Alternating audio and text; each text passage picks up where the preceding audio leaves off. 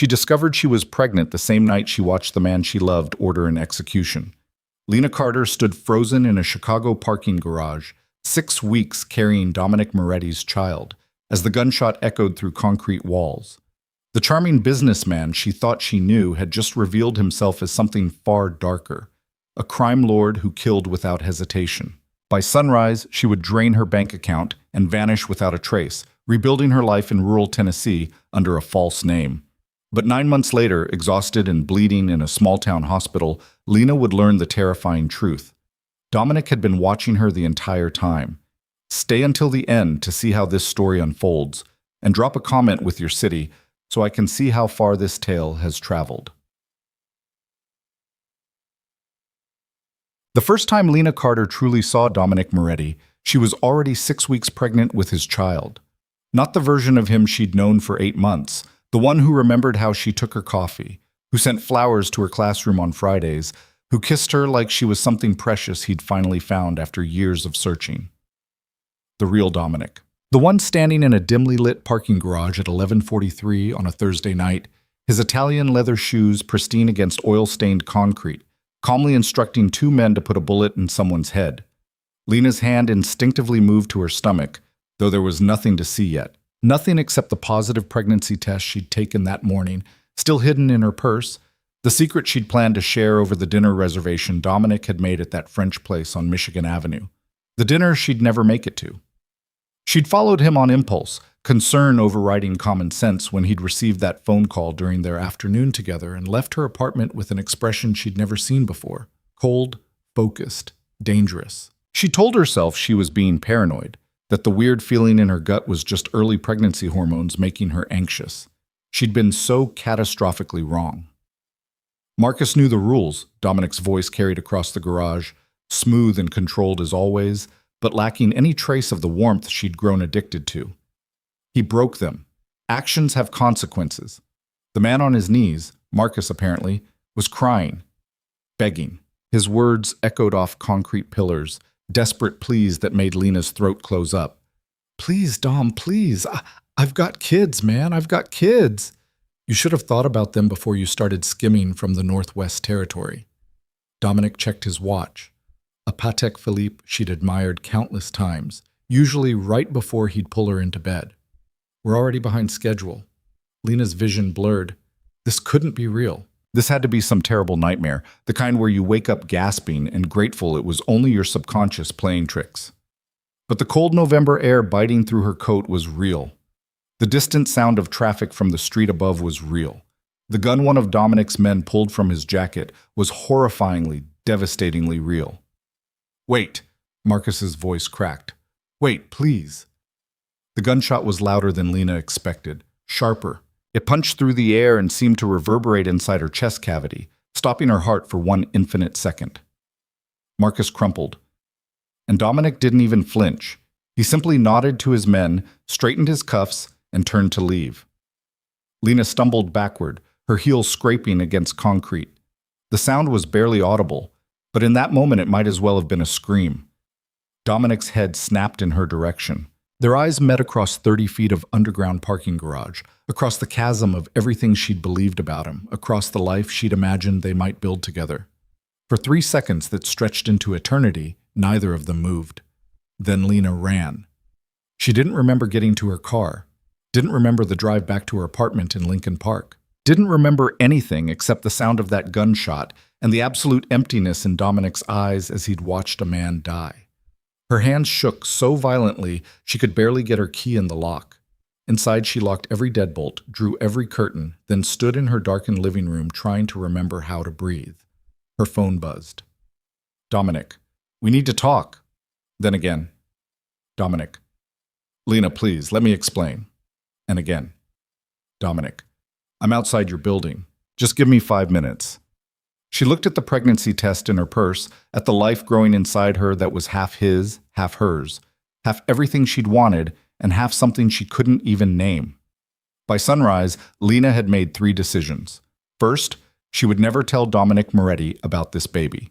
Second, she would disappear so completely that even a man with his resources couldn't find her. Third, She would do whatever it took to protect her child from the world she'd accidentally stumbled into. At 6:15 a.m., she walked into her bank and withdrew every penny from her savings account. $12,000, the result of 5 years of teaching elementary school and living below her means. Not much, but enough for a head start. By 7:30, she had loaded everything essential into her 10-year-old Honda Civic: clothes, documents, her mother's jewelry, the ultrasound appointment card she'd scheduled for next week. The apartment she left behind still held traces of Dominic everywhere. His Columbia sweatshirt in her closet, his toothbrush by her sink, the expensive coffee maker he'd bought because she'd mentioned once that she wished she could make lattes at home. Evidence of a relationship that had never been real. She'd fallen in love with a ghost, a carefully constructed illusion designed to hide a monster. Lena didn't leave a note, didn't say goodbye to friends or colleagues, simply vanished into morning traffic like she'd never existed. Behind her, Chicago disappeared into the rearview mirror. Ahead, somewhere in America's vast middle, lay a future she'd have to build from nothing. Bank. 3 months later, Millbrook, Tennessee. Population, 3,847. The Sunrise Diner smelled like coffee, bacon grease, and the kind of small-town stability Lena had never appreciated until she lost everything else. "Order up, honey," Charlene called from the kitchen window, her Tennessee drawl warm as the biscuits she made from scratch every morning. Lena grabbed the plates, 2 breakfast specials, 1 with extra bacon, and delivered them to the corner booth where the Miller brothers sat every Saturday morning without fail. 70-something farmers who still wore overalls and paid in exact change. "There you go, gentlemen." She smiled, the expression easier now than it had been those first desperate weeks. "Anything else I can get you?" "Just the check when you get a chance, Miss Emma." Emma. Her new name, borrowed from a grandmother she'd barely known. Emma Hartley, transplant from Missouri, quiet and unremarkable and completely invented. The identity had cost $800 from a guy in Memphis who asked no questions and provided excellent work. Social Security card, driver's license, even a thin credit history that would pass casual inspection. Lena, Emma, had stopped thinking of it as illegal. She thought of it as survival. At 14 weeks pregnant now, she could almost hide the curve of her stomach under the diner's generous uniform. Almost. Charlene had noticed, of course, but said nothing except to quietly switch Lena to day shifts and make sure she took breaks. Small-town kindness. The type that asked no questions but offered practical help. Lena had found Millbrook by throwing a dart at a map. Literally.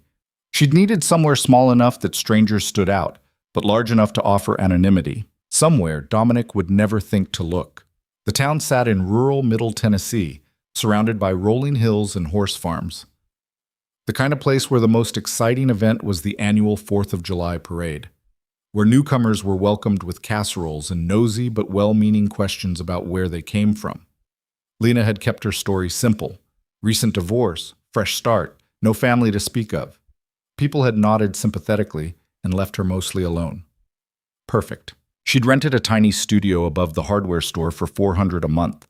Charlene had hired her at the diner despite her obvious lack of waitressing experience. A local library had given her internet access to research pregnancy on a budget.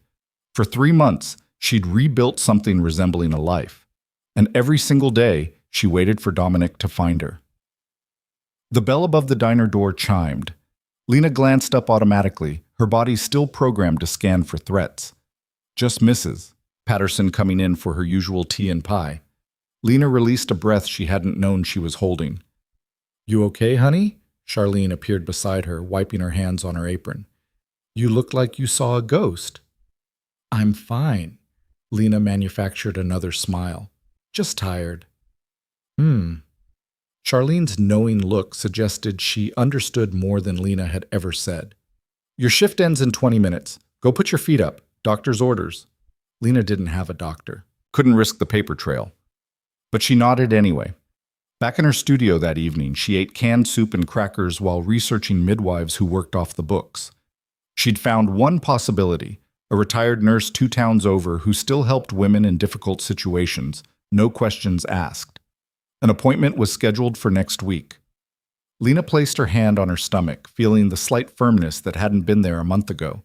Inside, a tiny human was growing, developing fingers and toes, a beating heart, the genetic legacy of a man she'd loved, and a monster she'd run from. "It's just us," she whispered to the quiet room, "and I promise you'll never know who he is. You'll never be part of that world." Her phone, a cheap burner bought with cash, sat silent on the table. She'd destroyed her old one the day she left Chicago, along with her laptop and tablet. Anything that could be traced or tracked. For 3 months, the silence had held. 3 months of looking over her shoulder, jumping at shadows, waiting for Dominic's resources and connections to finally track her down. But nothing happened. Maybe he'd moved on. Maybe one pregnant ex-girlfriend wasn't worth the effort when you were running a criminal empire. Maybe she'd actually escaped. Lena wanted desperately to believe it. Month 5, March. The baby's measuring perfectly. Susan, the retired nurse midwife, smiled over her reading glasses. "Healthy heartbeat, good growth. You're doing everything right, sweetheart." Lena exhaled relief. These clandestine appointments in Susan's farmhouse, paid in cash, were the only prenatal care she could risk. No hospital records, no insurance claims, no trail. "Boy or girl?" Lena asked, though part of her was afraid to know. Afraid that knowing more details would make this more real, harder to protect. "Girl." Susan's smile widened. "A strong little fighter from the way she's moving around in there." "A daughter." Lena's hand moved to her now obvious belly, feeling the flutter of movement that had started a few weeks ago. A girl who would grow up knowing nothing about her father except whatever story Lena invented. Better a convincing lie than a terrible truth. "Everything looks good," Susan continued, making notes in a handwritten file she kept in a locked cabinet. "But I want to see you back in 2 weeks. And Emma—" She paused, her expression serious. "If anything feels wrong, you call me immediately. I don't care what time it is." "I will." Driving back to Millbrook, Lena allowed herself a moment of something that might have been hope. She was more than halfway through. If she could just make it to delivery, find somewhere safe to give birth, she could disappear again. Different town, different identity. Keep running until her daughter was old enough that Dominic couldn't claim her even if he found them. The plan was thin, full of holes, dependent on luck. But it was all she had. Back at the diner, life continued its unremarkable rhythm. Breakfast rush, lunch crowd, early dinner service. Lena's feet ached constantly now, and her back protested the long shifts, but she needed every dollar. "Mail came for you." Charlene handed her an envelope during her break. Lena's heart stopped. She didn't get mail, ever. She'd specifically avoided establishing any kind of paper trail. The envelope was plain white, her name, Emma Hartley, written in unfamiliar handwriting. No return address. Inside was a single piece of paper, a receipt, for her studio apartment, marked paid in full for the next 3 months. Lena's hands started shaking. "Who?" She looked up at Charlene. "Did you see who delivered this?" "It was just in the regular mail, honey. Is something wrong?" Everything was wrong. Someone knew where she lived. Someone had paid her rent. Someone was watching. That night, Lena barely slept. She triple-checked her locks, kept her phone within reach, and tried to convince herself this was coincidence. Maybe her landlord had made a mistake. Maybe there was some kind of local charity she didn't know about. Maybe she was still safe. 2 days later, she returned from her shift to find groceries on her doorstep. Healthy food, expensive brands, everything she'd been forcing herself not to buy because of the cost. No note, no explanation. A week after that, the overdue electric bill she'd been panicking about mysteriously vanished from the utility company's system. Paid by an anonymous benefactor, they said. Someone was taking care of her, and there was only one person in the world with the resources and motivation to do something like this. Lena started making plans to run again. Started researching new towns, new identities, calculating how far her remaining money would stretch. But before she could execute any of it, her body made the decision for her. Month 7, May 14th, 2:47 a.m. The pain woke her from restless sleep. Sharp, wrong, too early. Lena stumbled to the bathroom and saw blood. Not spotting, not something that could be ignored or explained away. Real blood. Emergency blood. With shaking hands, she called Susan. "I'm coming to get you," the midwife said immediately, her calm voice the only stable thing in Lena's tilting world. "Don't move. I'll be there in 20 minutes." But 20 minutes was too long. The pain intensified, the bleeding got worse, and Lena knew with terrible certainty that something was catastrophically wrong. She called 911. The ambulance ride was a blur of pain and terror, EMTs asking questions she could barely answer, bright lights and urgent voices, and the overwhelming fear that she was losing her daughter before they'd ever met. "We need to do an emergency C-section," a doctor was saying, her face swimming above Lena's. "The placenta has abrupted. We need to get the baby out now. It's too early. She's 32 weeks, viable, but every minute counts." Then chaos. Rushing through hallways, harsh lights overhead, someone putting a mask over her face, telling her to count backward. Lena's last conscious thought was a prayer to anyone listening that her daughter would survive. Heck, she woke to beeping machines and fluorescent lights. For a confused moment, she didn't remember where she was or why everything hurt. Then it crashed back. The blood. The ambulance. The emergency surgery. "My baby." Lena tried to sit up, pain screaming through her abdomen. "She's alive." A nurse appeared, gently pressing her back down. 3 pounds, 8 ounces, small but breathing on her own. She's in the NICU, but the doctors are optimistic. Lena started crying. Relief, terror, exhaustion, all of it pouring out at once. "You saved her life by calling when you did," the nurse continued. "Another hour and we might have lost you both." They let her see her daughter 2 hours later, wheeling Lena's bed into the NICU.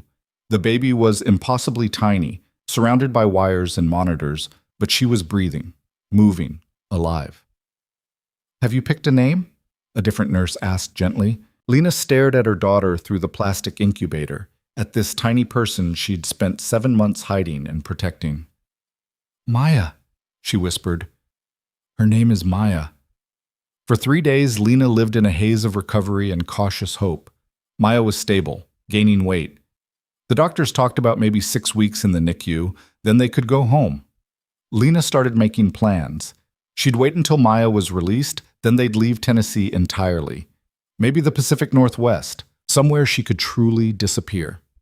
On the 4th day, exhausted from another night of waking every 2 hours to pump milk for Maya, Lena dozed in her hospital bed. She woke to the sound of her door opening. At first, she thought it was another nurse. They came and went constantly, checking vitals, bringing medications. Then she saw who was standing in the doorway. Dominic Moretti looked exactly the same as the last time she'd seen him. Perfectly tailored suit, dark hair styled just so, that handsome face that had made her believe in fairy tales. Except his eyes. His eyes were different. Haunted. Desperate. "Hello, Lena," he said quietly. Her heart stopped. "How—" Her voice came out as a broken whisper. "How did I find you?" He stepped into the room, and she noticed the exhaustion around his eyes, the tension in his shoulders. "I never lost you. Not for a single day." The words didn't make sense. 7 months. 7 months of hiding and planning and running. "You've been watching me?" "Protecting you." He moved closer to her bed, making sure you were safe, that you had what you needed. The rent, the groceries, the paid bills, all of it, all along. The baby, Lena's hand instinctively moved to her empty stomach. "Maya," Dominic's expression softened. 3 pounds, 8 ounces. Born at 3:47 a.m. on May 14th. Currently stable in the NICU. He knew everything. Not just that she'd been pregnant, but every detail about their daughter. "I want you to leave." Lena's voice shook. "I want you to walk out of here and never come near us again." "I can't do that." "Yes, you can. You can choose to let us go." "Lena." He sat in the chair beside her bed, uninvited. "Do you know what's been happening in Chicago since you left?" She didn't want to know, didn't want any connection to that world. "Vincent Calabrese has been making moves," Dominic continued anyway. "He knows about you. He's known since the week after you disappeared, and the only reason you're still alive is because I made it very clear what would happen to anyone who touched you." Lena's blood went cold. "You're lying." "I wish I was." He pulled out his phone, showed her a photo. A grainy surveillance image of her in the diner parking lot. This was taken 3 months ago by one of Vincent's crew. They've been tracking you almost as long as I have. Then why? Because I have 50 men positioned around this hospital. Because I've spent the last 7 months ensuring that anyone who came near you ended up in the river. Because keeping you safe has been the only thing that mattered. Lena stared at him, trying to reconcile the man she'd loved with the monster she'd watched kill someone. Trying to understand how both could exist in the same person. "What do you want?" she finally asked. Dominic's jaw tightened. "I want you to come home. Both of you. Where I can protect you properly. Where Maya can grow up safe. She'll grow up in a world where her father murders people. She'll grow up alive," Dominic countered, "which is more than I can guarantee if you try to run again. Vincent won't stop, and there are others. Competitors. Enemies. People who would use you to get to me. As long as you exist, you're a target." This is insane. This is reality. He leaned forward. "You saw something you shouldn't have that night in the garage. You ran, which made you look like a liability, and now you're carrying my child, which makes you leverage. The only way to keep you safe is to bring you into my world completely, as my family." "I am not your family. You're the mother of my daughter." His voice cracked slightly on the words. "That makes you family whether you want it or not." Lena closed her eyes, tears sliding down her cheeks. This couldn't be happening. She'd spent 7 months running, 7 months trying to build something safe. All of it had been an illusion. "I can't do this," she whispered. "I can't raise Maya in that world." "Then what's your alternative?" Dominic asked quietly. "Keep running? Hope I can protect you remotely forever? Wait until someone gets past my men and puts a bullet in your head while you're serving coffee?" "Stop. These are the choices, Lena. Come back to Chicago with me. Let me keep you both safe in the only way I know how. Or refuse and spend the rest of your life looking over your shoulder, wondering which day someone will finally get through." She wanted to tell him to go to hell, wanted to believe she could still find a way out, but she'd seen the photo, heard the exhaustion in his voice that suggested 7 months of constant vigilance. "If I agree," she said slowly, "I want terms." Something flickered in Dominic's eyes, surprise, maybe, or hope. "Name them." "I want my own money, my own accounts that you can't touch. I want to finish my teaching degree. And I want Maya to have as normal a life as possible. No exposure to your business, no knowledge of what you really do." "Done." The answer came too quickly, too easily.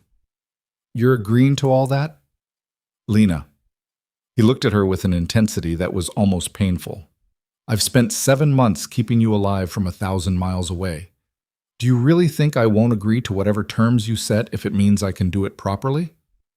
"What about love?" The question escaped before she could stop it. "You never mentioned love." Dominic was quiet for a long moment.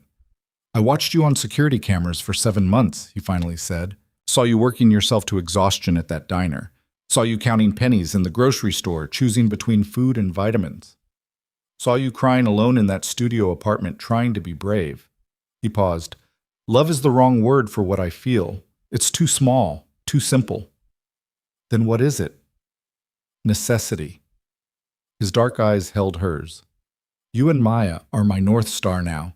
Everything else is just noise." It wasn't a declaration of love. Wasn't even close to the romantic future Lena had once imagined. But it was honest, and honesty, she was learning, was worth more than pretty lies. "When?" she asked. "Tomorrow. I've arranged a medical transport. Maya will be transferred to Northwestern's NICU, best in the country. You'll recover at the estate. Everything's ready." Of course it was. He'd probably been planning this since the moment he found out where she was. "And if I say no?" Dominic stood, adjusting his cuffs in that familiar gesture that used to make her heart flutter.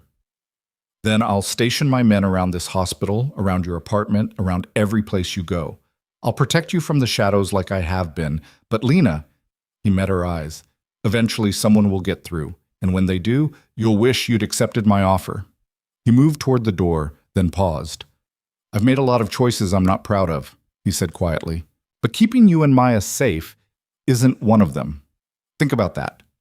Then he was gone, leaving Lena alone with impossible decisions and no good options. She looked at the photo he'd left on her bedside table, the surveillance image proving she'd never been as hidden as she thought. 7 months of running, and she'd been visible the entire time. Dominic had let her believe she was free, had funded her escape, protected her from the shadows, given her the illusion of choice. Until now. Until the only choice left was the one he'd always intended her to make. Come home, or die trying to stay away.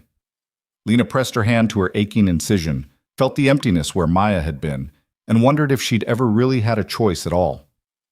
Outside her window, dawn broke over Tennessee. Her last sunrise as a free woman. Tomorrow, she'd return to Chicago. Tomorrow, she'd step into Dominic Moretti's world. Not as his lover, not as his prisoner, but as something far more complicated, the mother of his child, bound to him by biology and circumstance and the terrible mathematics of survival. The question that kept her awake until the nurses came with morning medications was simple. How long until the cage he'd built felt like home? And what would be left of her when it did? The medical transport helicopter touched down on Northwestern Memorial Hospital's rooftop at exactly 3:47 in the afternoon, 24 hours after Dominic's ultimatum. Lena watched through the window as a full medical team rushed toward the aircraft, their coordination suggesting this wasn't their first high-stakes transfer. Maya, still impossibly small in her specialized incubator, was transferred with the kind of precision that came from either extensive practice or significant financial motivation. Probably both. "We've got her, Ms. Carter." The lead neonatologist, Dr. Sarah Chen, according to her badge, offered a reassuring smile. "She'll be in excellent hands. Our NICU is one of the finest in the world."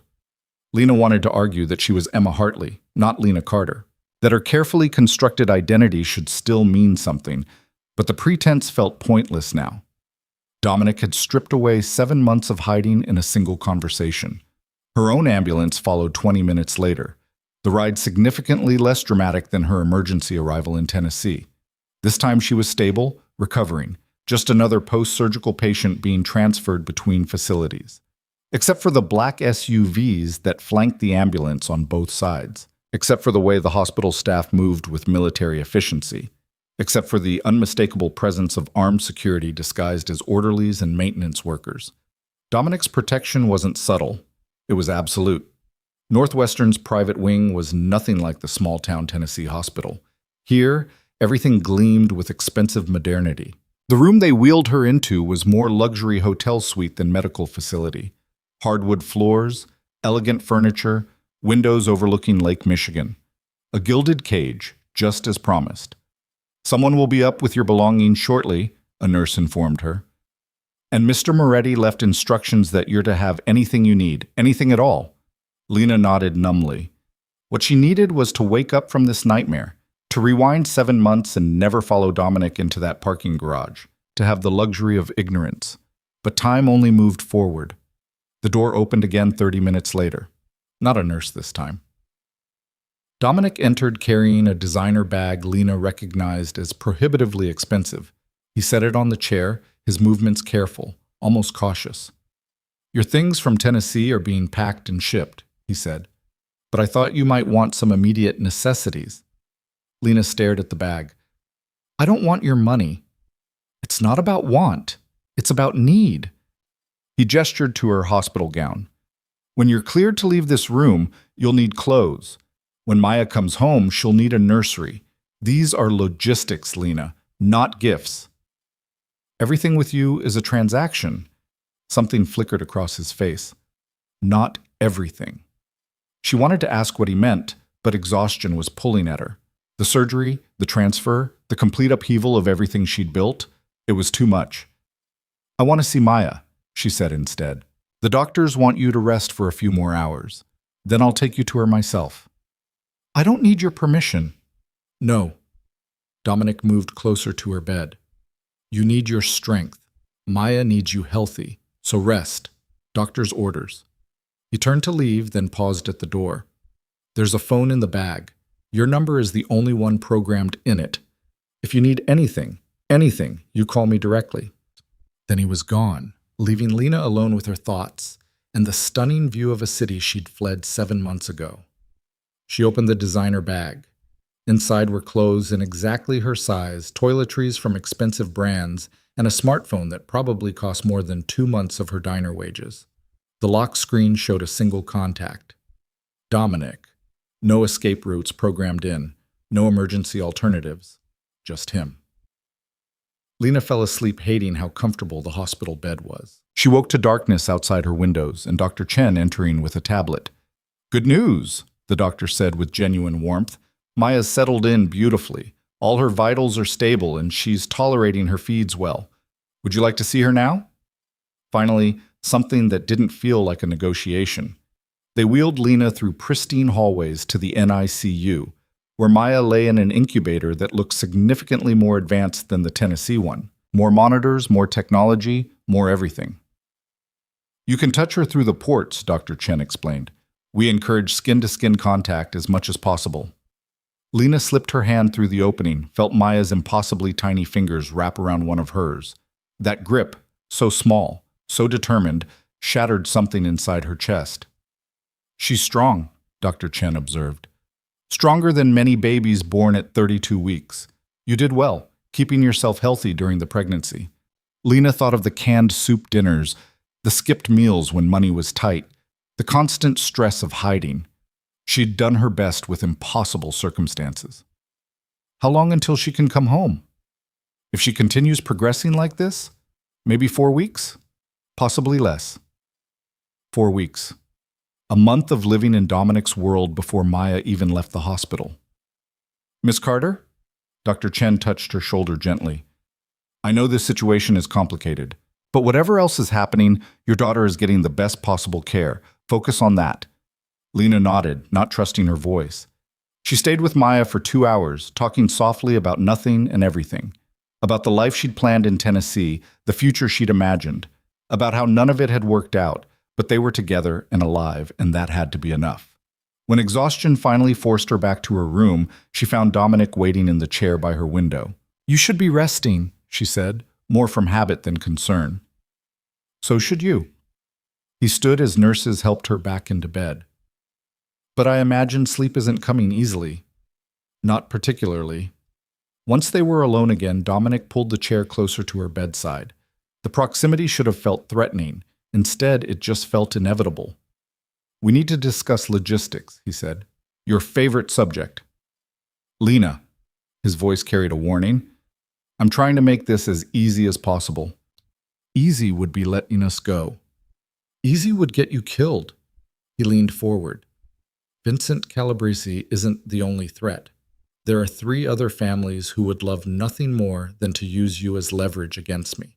And now that Maya exists, the stakes are exponentially higher." Lena's hand instinctively moved to her incision. "What exactly do these people want?"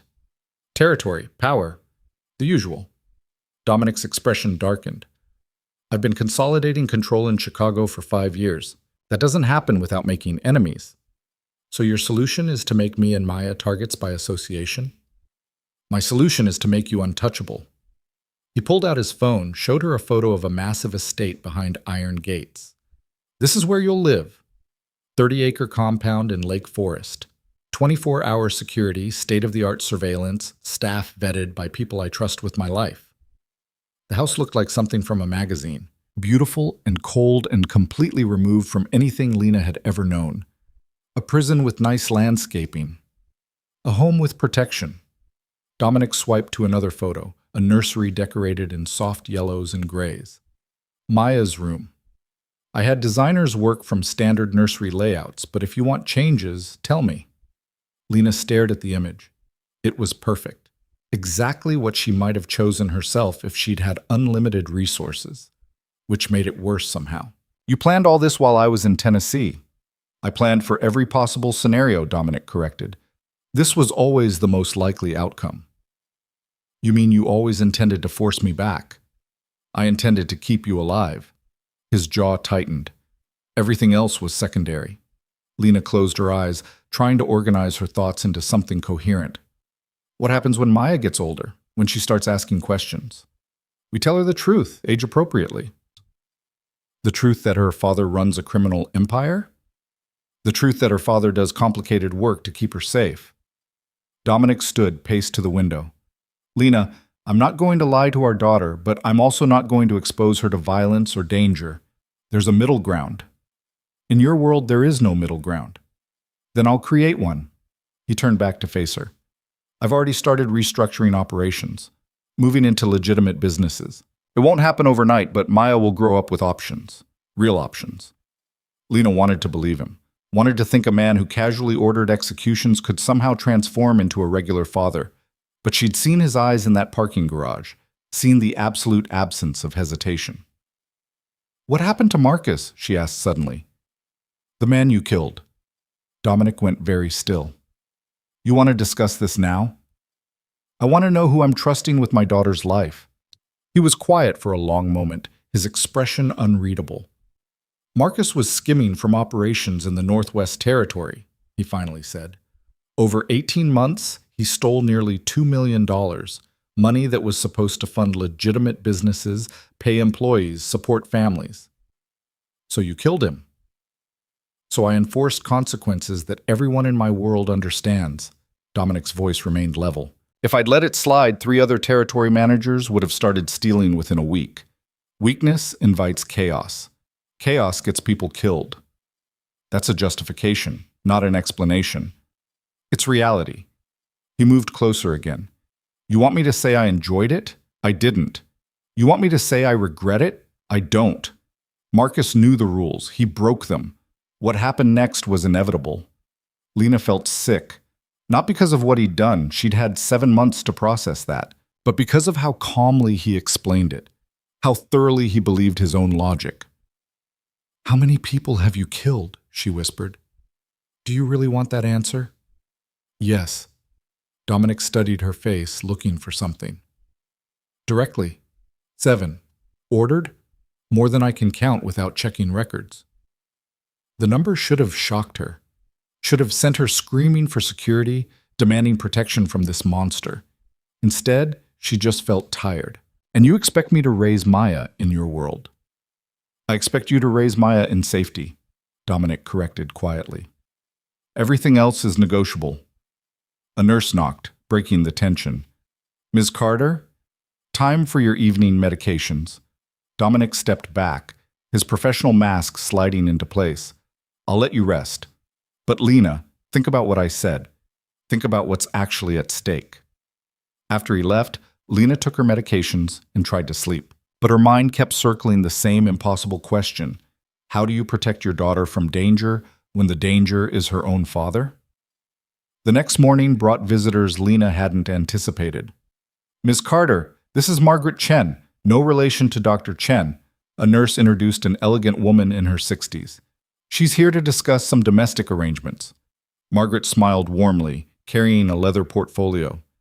Mr. Moretti asked me to coordinate your transition to the estate. I've been his household manager for 8 years.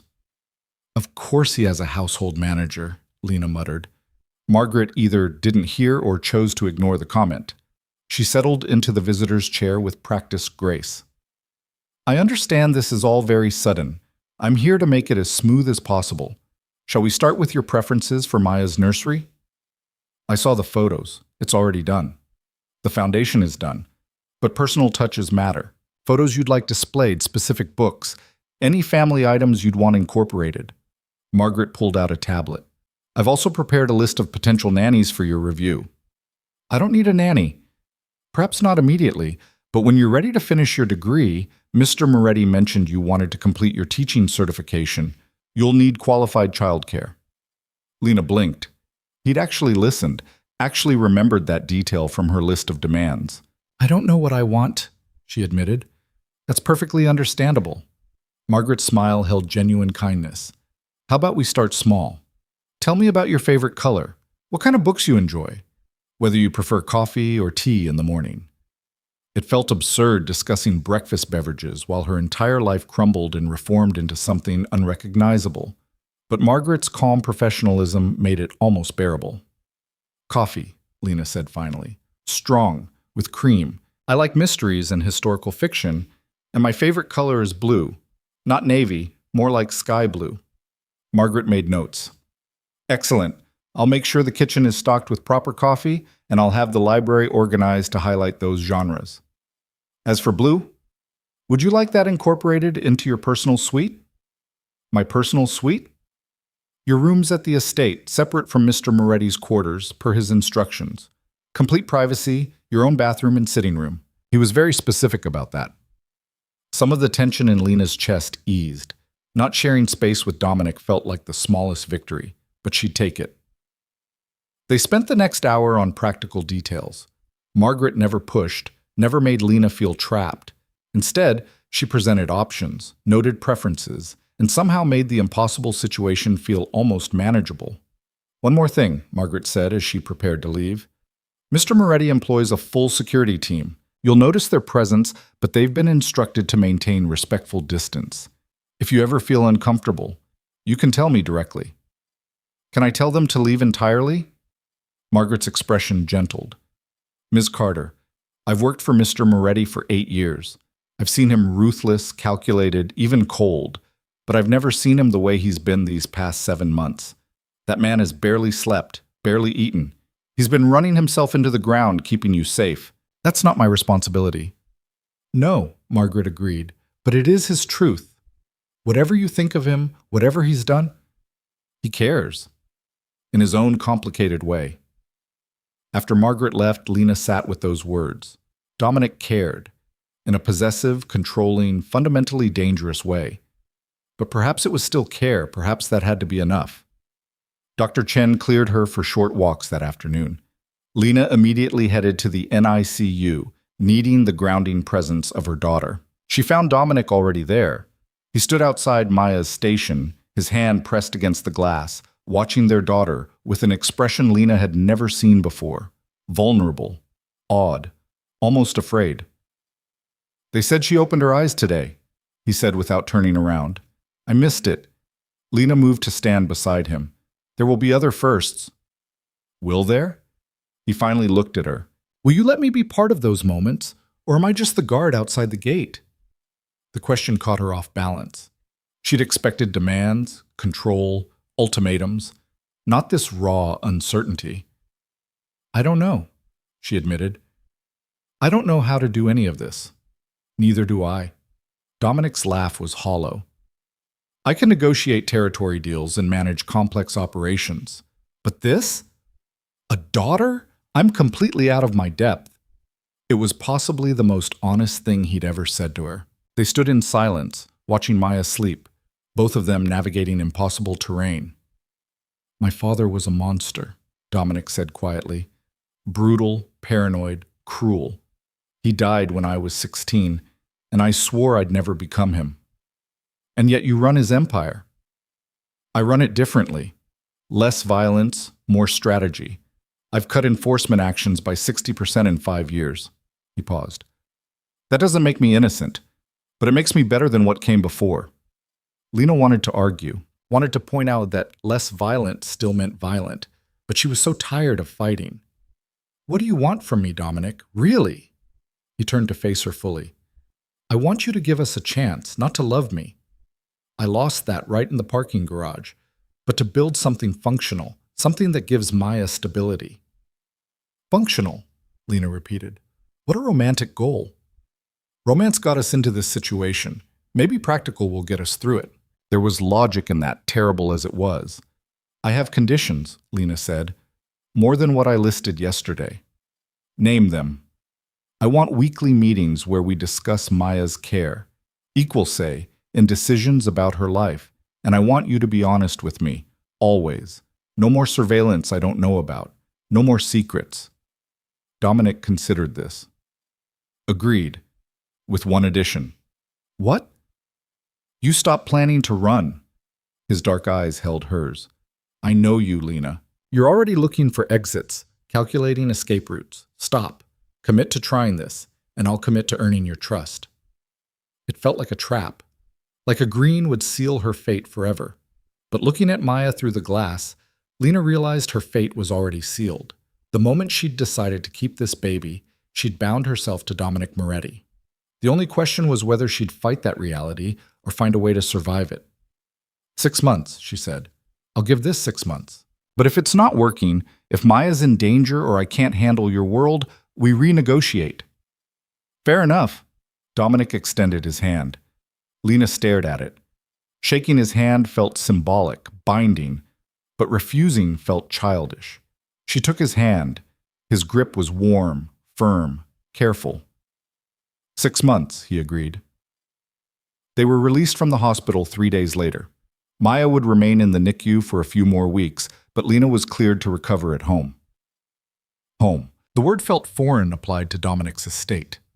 The drive to Lake Forest took 40 minutes, black SUVs flanking them on both sides. Lena watched Chicago's skyline give way to wealthy suburbs, manicured lawns, the kind of prosperity she'd never imagined being part of. The estate was even more impressive in person. Iron gates opened onto a long driveway lined with old-growth trees.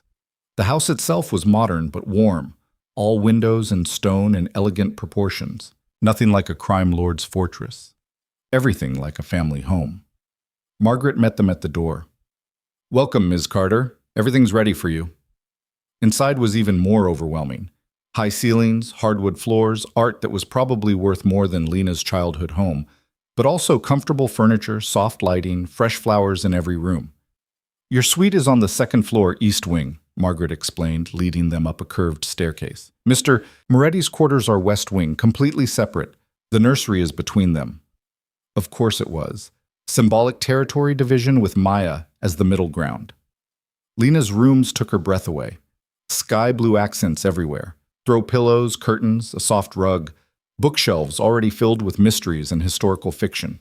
A window seat overlooking gardens that probably required a full-time staff. "If anything isn't to your liking, we can change it immediately," Margaret assured her. "It's perfect," Lena whispered, then hated herself for meaning it. Dominic appeared in the doorway. "I'll let you settle in. Dinner's at 7 if you're feeling up to it. Otherwise, I can have something sent to your room."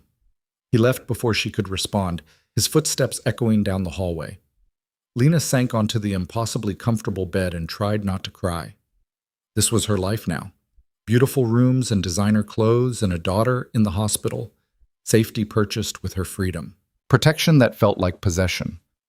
But Maya would be safe. Fed, clothed, educated, protected from every threat Dominic's world could generate. That had to matter more than Lena's lost independence. That had to be enough. Dinner that first night was surprisingly normal. Dominic joined her in a casual dining room, not the formal one Margaret had shown her, and they ate pasta while discussing Maya's progress. "Dr. Chen thinks she might be ready in 3 weeks instead of 4, Dominic said. "She's exceeding every milestone." "She's a fighter." Lena pushed food around her plate. "She gets that from both of us, unfortunately." "Unfortunately?" "Two stubborn people trying to raise a child. That's going to be complicated." Dominic's mouth quirked. "Probably. But complicated is better than easy. Easy means someone gave up." They fell into careful routine over the following days. Mornings at the hospital with Maya. Afternoons where Lena explored the estate or video called with Margaret about household details. Evenings where she and Dominic shared cautious meals, learning to be civil, if not friendly. He never pushed, never demanded more than she offered, just existed in parallel, giving her space while maintaining constant presence. It should have felt suffocating. Instead, it felt almost safe. That realization terrified her more than anything else. 2 weeks into her new life, Lena woke at 3 a.m. to sounds downstairs. She grabbed her phone, ready to call for help, then remembered. She lived with armed security. Whatever was happening, it wasn't a threat. Probably. She found Dominic in the kitchen, still wearing his suit from earlier, staring at espresso like it held answers. "Can't sleep?" she asked. He looked up, surprised. "Did I wake you?" "No, I'm still adjusting to the quiet." She moved to the coffee maker. "Want a real cup instead of that tiny torture?" "I didn't know you knew how to use an espresso machine." "I worked at a coffee shop in college. Some skills stick." She started making 2 proper lattes, muscle memory taking over. "Why are you awake?" Dominic was quiet for a moment. "Deal went bad. Lost a shipment and 3 good men." Lena's hands stilled. "Dead?" "Arrested. Vincent's people tipped off the feds." He took the latte she offered. "They'll be out in 72 hours, but the message was clear. He's escalating." "Because of me?" "Because of his own ambition. You're just the excuse." Dominic sipped the coffee, his expression softening slightly. "This is excellent." "Don't sound so surprised." Lena leaned against the counter. "What happens now?" with Vincent. I make it clear there are consequences for going after my operations. His voice was casual, but his eyes were cold. Details you don't need to know. There it was. The line between her world and his. Will people die? She asked bluntly. Dominic met her gaze. Possibly. Does that change anything? I don't know. Lena wrapped her hands around her mug. I don't know how to be okay with who you are. I'm not asking you to be okay with it, just to accept it exists. He set down his cup. I'm not going to lie to you, Lena. This is what I do. What I am. You wanted honesty. This is it.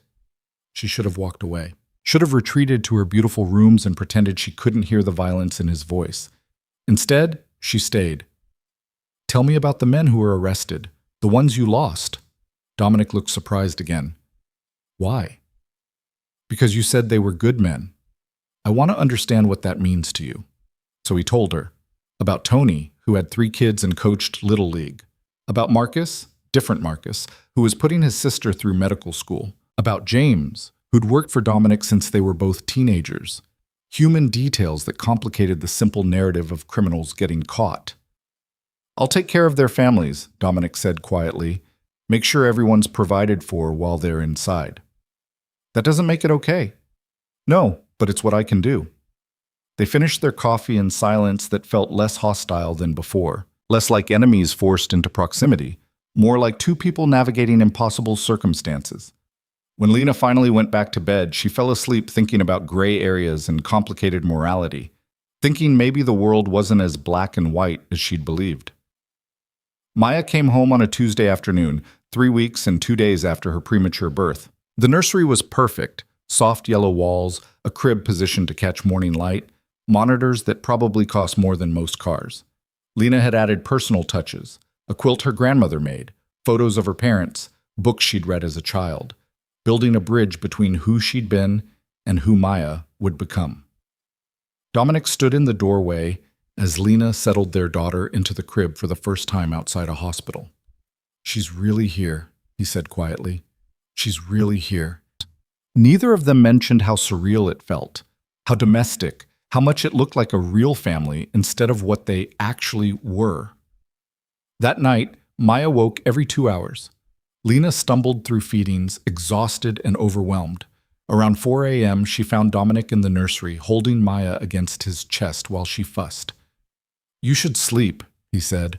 I can handle this. You have work tomorrow. So do you. Recovering counts as work. Lena was too tired to argue. She watched him sway gently, murmuring something in Italian to their daughter. What are you saying? She asked. Telling her about her grandmother, my mother. His voice was soft.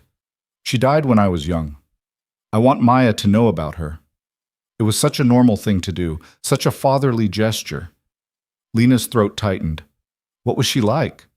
Strong, smarter than my father ever realized.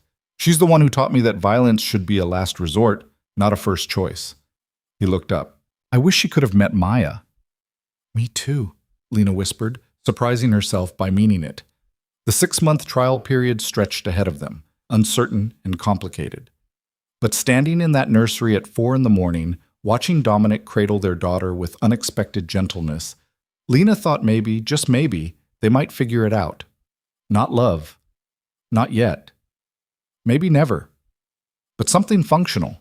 Something that could keep Maya safe and give her the childhood she deserved. The illusion of normalcy lasted exactly 6 weeks. Lena had started to believe it might work. The careful routine they'd built felt almost sustainable.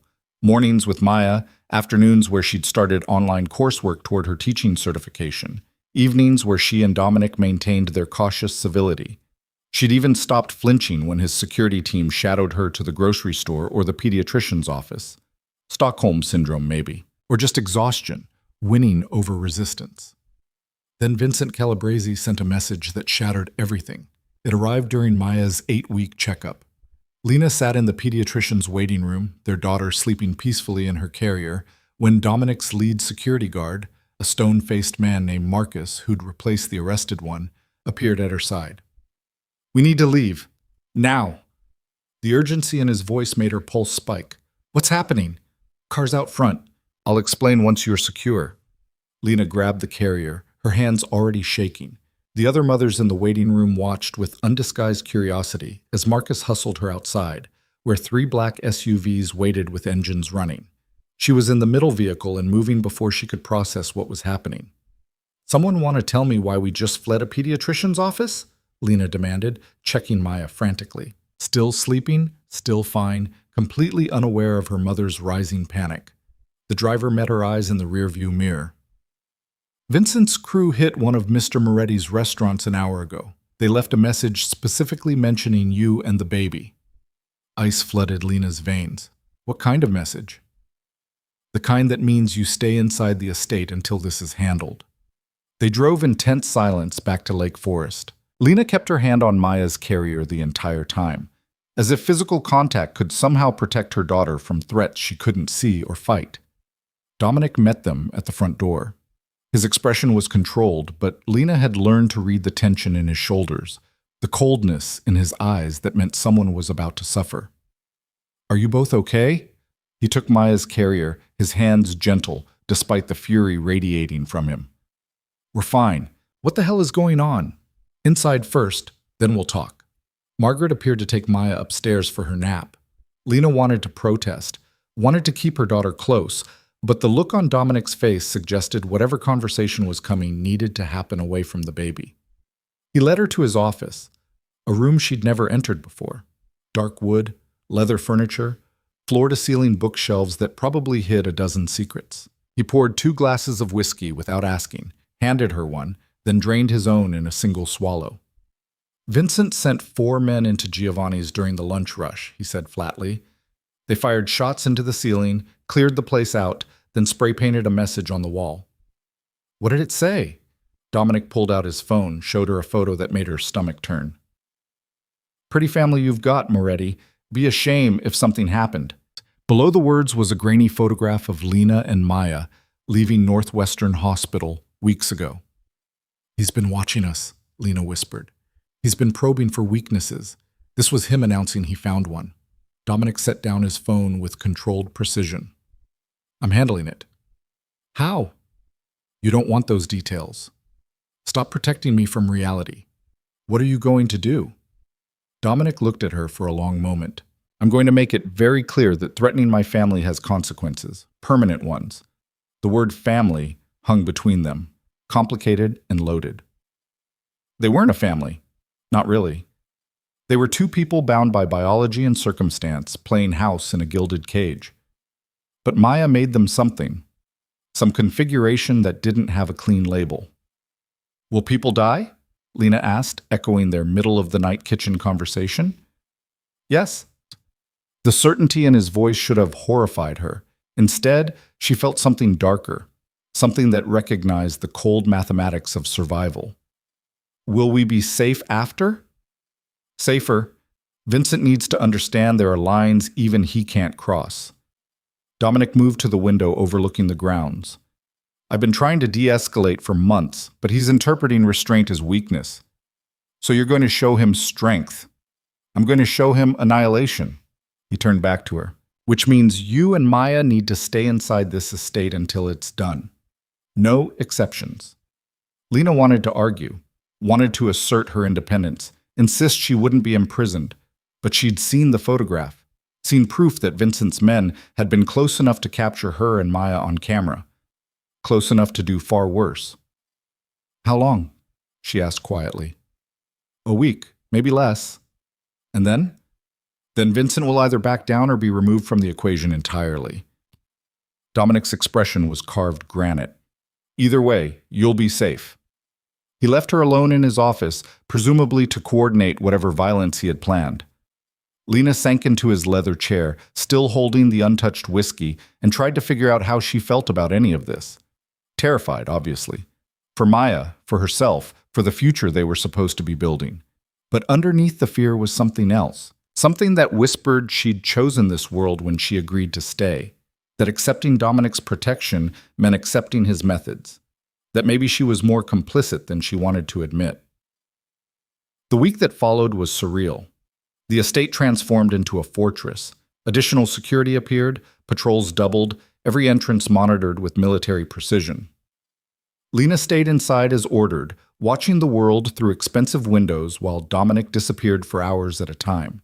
He never told her where he went or what he did, just returned late each night, exhausted and distant, checking on Maya before retreating to his separate wing. On the fourth day, Lena found him in the nursery at 2 a.m., holding their sleeping daughter with an expression that looked like grief. "You should be in bed," she said softly. "Couldn't sleep." He didn't look up. "Keeps running through my head, what could have happened if Vincent had been bolder? If he'd made a move before I had security in place?" Lena moved closer. "But he didn't." This time, Dominic's voice was raw. "There will always be a next threat, Lena. Always someone looking for leverage. That's what it means to be part of my world." "I know." "Do you?" He finally met her eyes. "Because you can still leave." "I meant what I said about the 6-month trial. If this is too much—" "And go where?" Lena interrupted. "Back to hiding in small towns, waiting for the next threat to find me? At least here Maya has protection." "Maya has protection anywhere I am, but you deserve more than a life defined by my enemies." It was possibly the most selfless thing he'd ever said to her. The admission that keeping them close might be selfish rather than practical. "What happened today?" Lena asked. "With Vincent." Dominic was quiet for a moment, carefully placing Maya back in her crib. "We had a conversation. He understands the boundaries now." "Did anyone die?" "Not today." The non-answer was answer enough. Whatever Dominic had done, it had involved enough violence to send a message without triggering all-out war. "I should feel guilty," Lena said. "That violence is being done in my name." "But you don't." "No." She met his gaze. "Does that make me a terrible person?" "It makes you honest." Dominic moved toward the door, paused. "For what it's worth, I don't enjoy this. The threats, the violence, the constant calculation. But it's the only language men like Vincent understand." "What about men like you?" The question stopped him. "What do you mean?" "What language do you understand? What would it take for you to choose a different path?" Dominic looked at her with an expression she couldn't read. "I don't know. But I'm starting to think I want to find out." He left her standing in the nursery, moonlight streaming through expensive windows, wondering what it meant that his answer had sounded almost hopeful. The crisis with Vincent ended not with a bang, but with a carefully orchestrated press conference. 3 days after their nursery conversation, Dominic announced a major expansion of his legitimate restaurant holdings, a partnership with the Calabrese family that would bring both operations under a single corporate umbrella. Lena watched the news coverage from the estate's living room, trying to decode what she was seeing. "I don't understand," she said when Dominic returned that evening. "A week ago he was threatening us. Now you're business partners? Now we have aligned interests?" Dominic loosened his tie, looking exhausted but satisfied. "Vincent wanted territory and respect. I gave him both, publicly, in a way that makes him look successful instead of defeated. And the threats? Part of the negotiation. He pushed, I pushed back harder, and we found equilibrium." He poured himself a drink. "He got legitimate expansion into my markets. I got his explicit guarantee that you and Maya are permanently off limits." Lena tried to process this. "So the violence, the security lockdown, all of that was just posturing?" "That was establishing credible consequences. Vincent needed to understand that threatening my family would cost him more than he could afford to pay." Dominic met her eyes. "The partnership was the exit ramp, a way for both of us to win." "That's sociopathic." "That's business." He sipped his whiskey.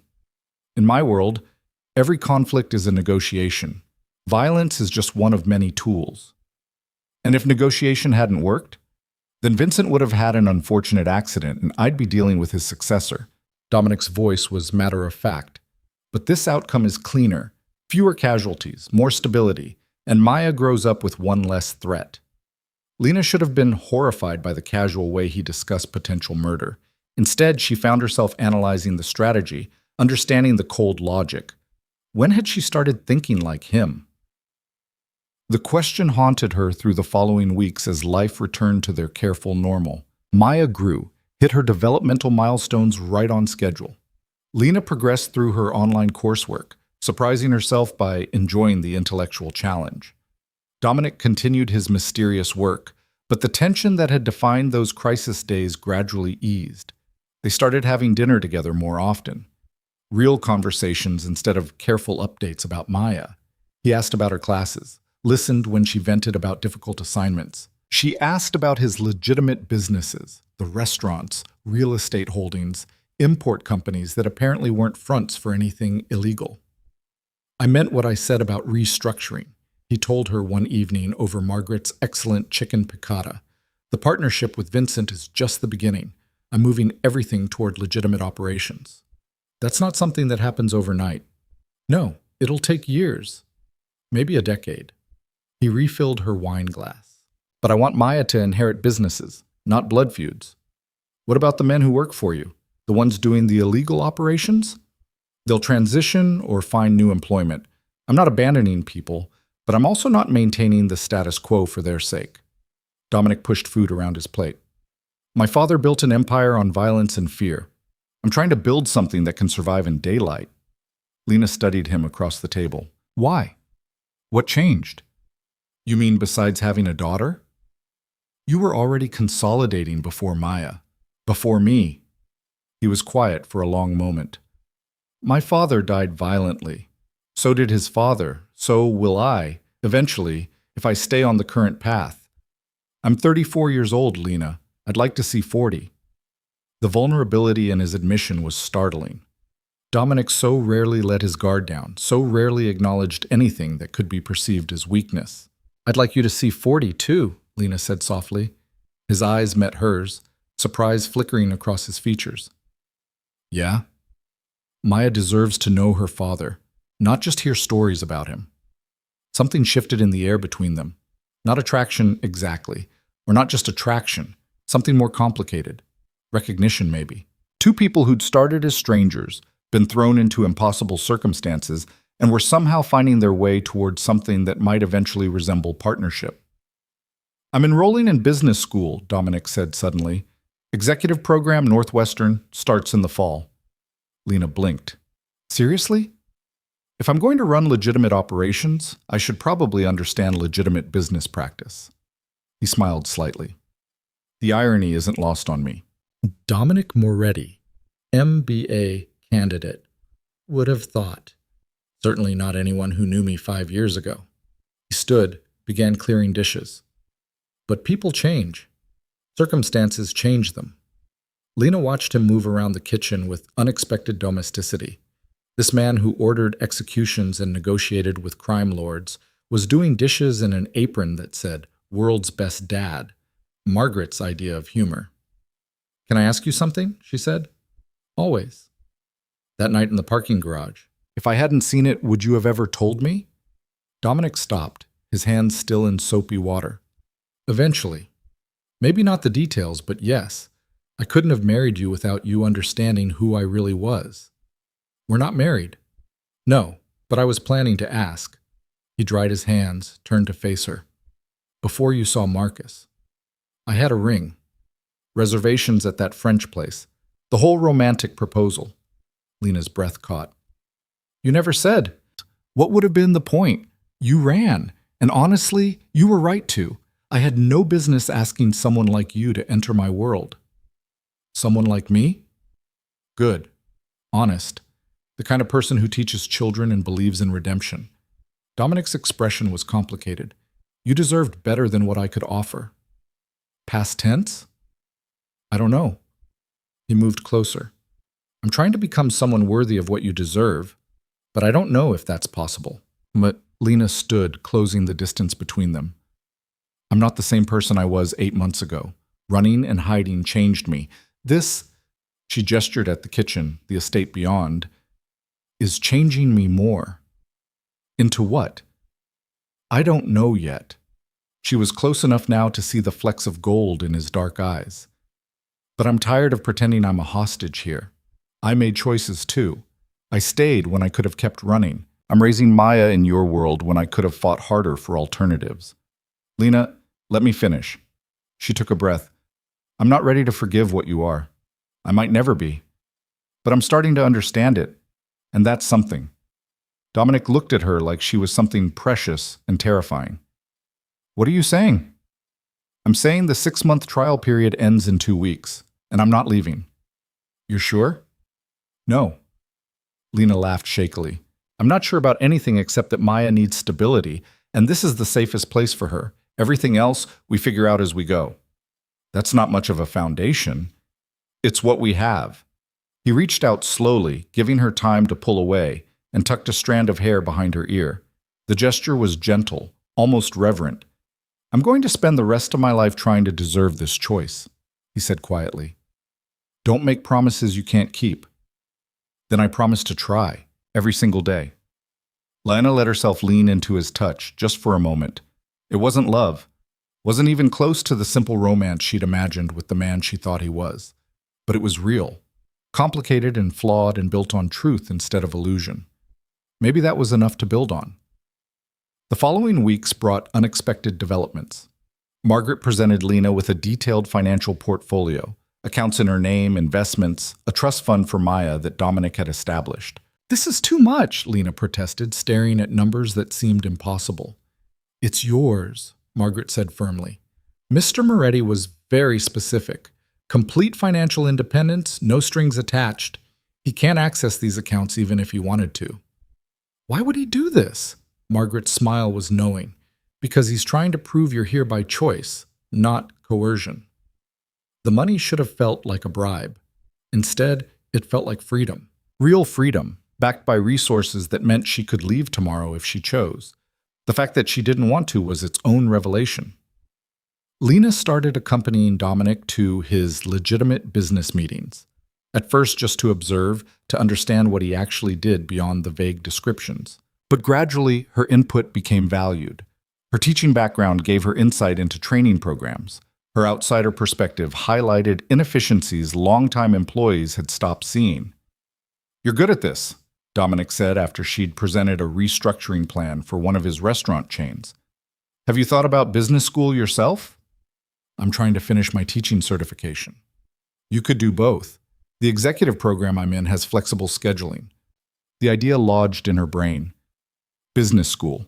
Real career options beyond teaching, as much as she loved it. Options she'd never had before. I'll think about it, she said.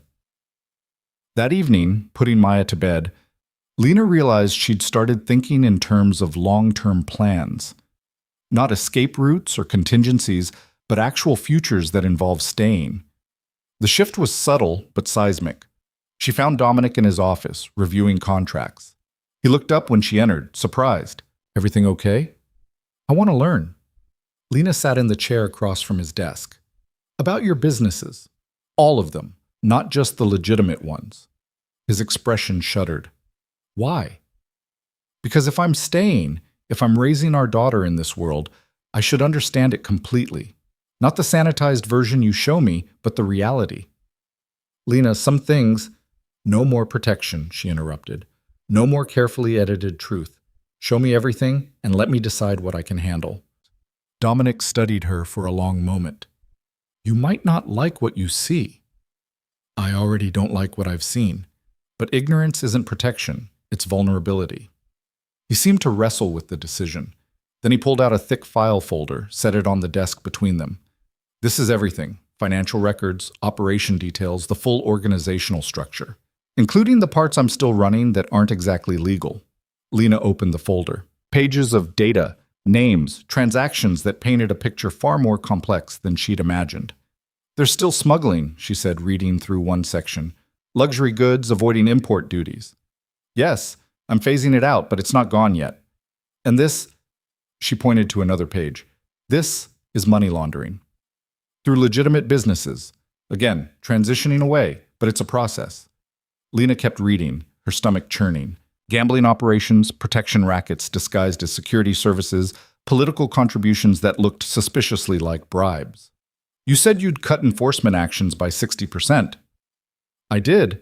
5 years ago, I was running twice this amount of questionable activity. She looked up at him. You're proud of that? I'm realistic about that. Dominic leaned back. Rome wasn't built in a day, and criminal empires don't transform overnight. But the trajectory is clear. Less illegal revenue every year, more legitimate operations replacing them. How long until it's all legitimate? At current pace? 8 to 10 years, faster if the business school program teaches me better strategies. Lena closed the folder, her mind racing. This was the reality. Not a monster, but not a hero either. Just a man trying to climb out of a hole his father had dug, one business decision at a time. I want updates, she said. Monthly. Show me the progress, the setbacks, everything. You're serious? You want me to be a real partner in this? Then treat me like one. She stood. No more secrets, Dominic. Not about business, not about threats, not about anything that affects our family. There was that word again. Family. This time, neither of them flinched from it. Agreed, Dominic said. Complete transparency. Even when it's ugly? Especially then. Lena nodded, moved toward the door, then turned back. Thank you for showing me the truth. You're probably the first person who's ever thanked me for that. Maybe I'm the first person you've trusted with it. His expression suggested she might be right. That night, Lena lay awake thinking about trust and truth and the complicated mathematics of building a life with someone fundamentally different from yourself. She'd entered this arrangement believing she could stay separate, maintain moral high ground while accepting Dominic's protection. But protection and complicity were two sides of the same coin. The money in her accounts came from those questionable operations. The security keeping Maya safe was funded by activities she'd once condemned. Her comfortable life was built on a foundation that wasn't entirely legal. She could judge Dominic for his choices. Or she could acknowledge her own. The latter felt more honest. Down the hall, she heard Maya crying. Before she could get up, she heard Dominic's door open, his soft footsteps heading to the nursery. She found him there 5 minutes later, swaying gently with their daughter against his chest, singing something in Italian that sounded like a lullaby. I've got her, Lena said softly. So do I. But he transferred Maya to her arms anyway. She just needed a moment. They stood together in the quiet nursery, both holding their daughter, both protecting the small life they'd created from a complicated world. I applied to the business program, Lena said, the executive MBA. If I get in, I start in January. Dominic's smile was genuine. You'll get in. You sound confident. You're brilliant, Lena. Anyone who spends 5 minutes with you can see that. The compliment settled warm in her chest. We'll both be in school then. 2 parents getting MBAs while raising an infant. That's ambitious. We've survived worse odds. He was right. They'd survived her running, his finding her, threats from rivals, and the complete collapse of everything they'd thought they knew about each other. Business school seemed almost easy by comparison. I'm glad I stayed, Lena admitted quietly. Yeah? Yeah. She looked up at him over Maya's sleeping form. I'm still angry about the parking garage. Still struggling with who you are. But I'm glad we're trying. Me too. They put Maya back in her crib together, their movements synchronized from weeks of shared parenting. At the door, Dominic paused.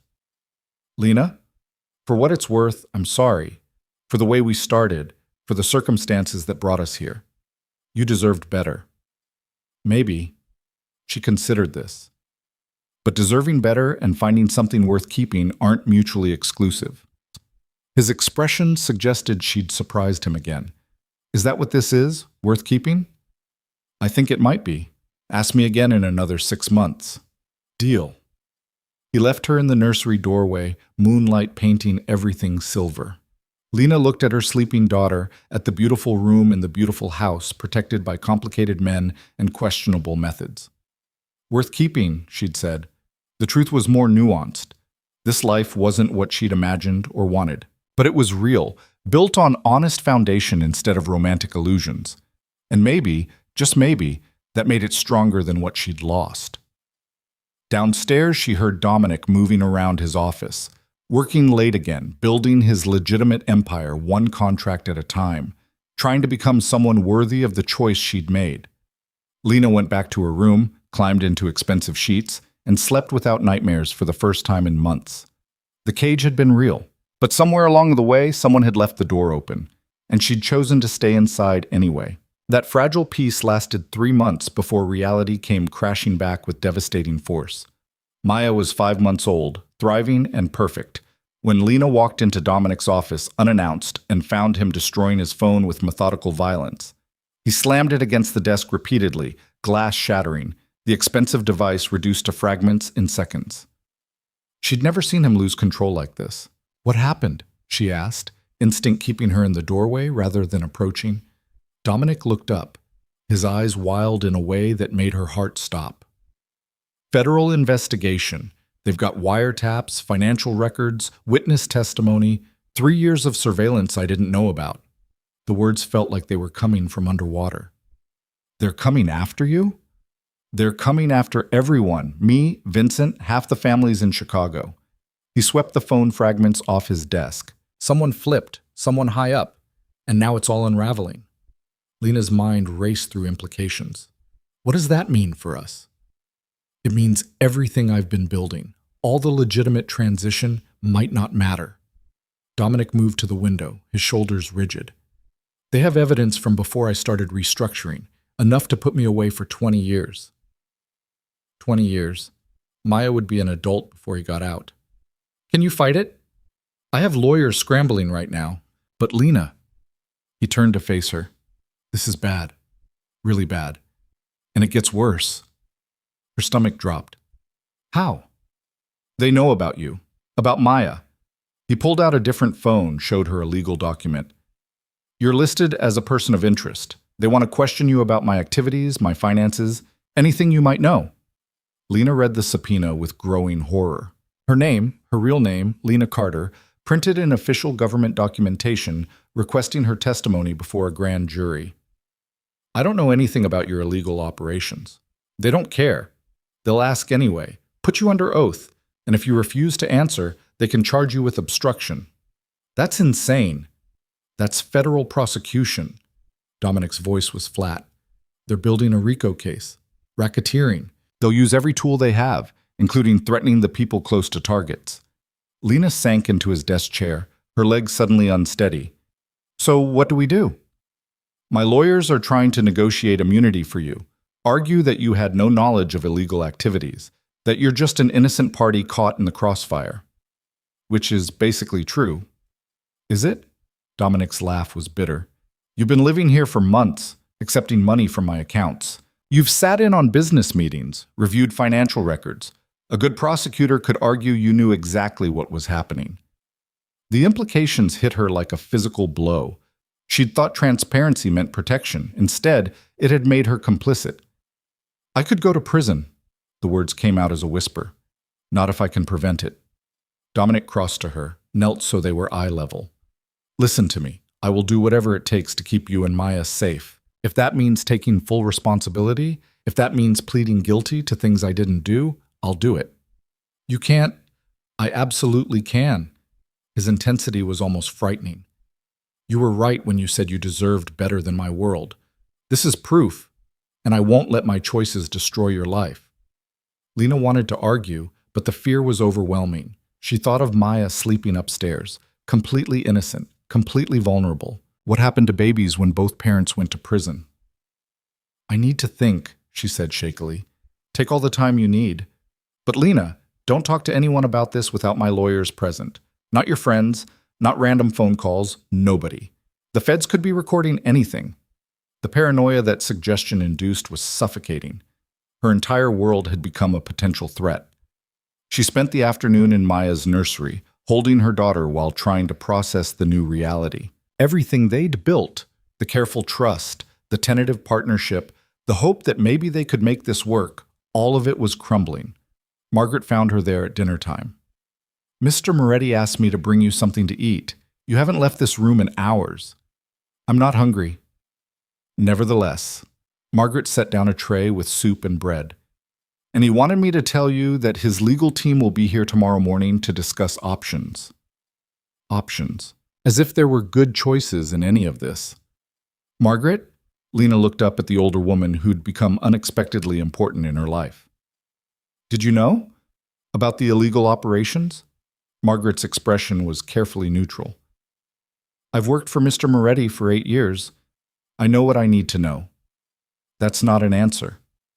It's the only answer I can give. She moved toward the door, then paused. For what it's worth, he's a better man than his father, and he's trying to be better still. That counts for something. After Margaret left, Lena fed Maya and tried to imagine explaining to her daughter someday why Mommy had made such catastrophic choices. Tried to find words that would make any of this make sense. She couldn't. Dominic appeared in the doorway after Maya was asleep. He looked exhausted, aged years in a single afternoon. "Can we talk?" he asked quietly. They went to the living room, neutral territory. Lena curled into the corner of the expensive sofa while Dominic poured drinks they probably shouldn't have but desperately needed. "My lawyers presented 3 options," he said without preamble. "First option, we both cooperate fully. Tell them everything we know. In exchange, they'll recommend reduced sentences and you'd likely get probation rather than prison time. And you? 10 to 15 years probably, maybe less with good behavior." Lena's chest tightened. "What's the second option?" "I take full responsibility for everything. Plead guilty, testify that you had no knowledge or involvement. You walk away clean, but I'm looking at the full 20 years. "No."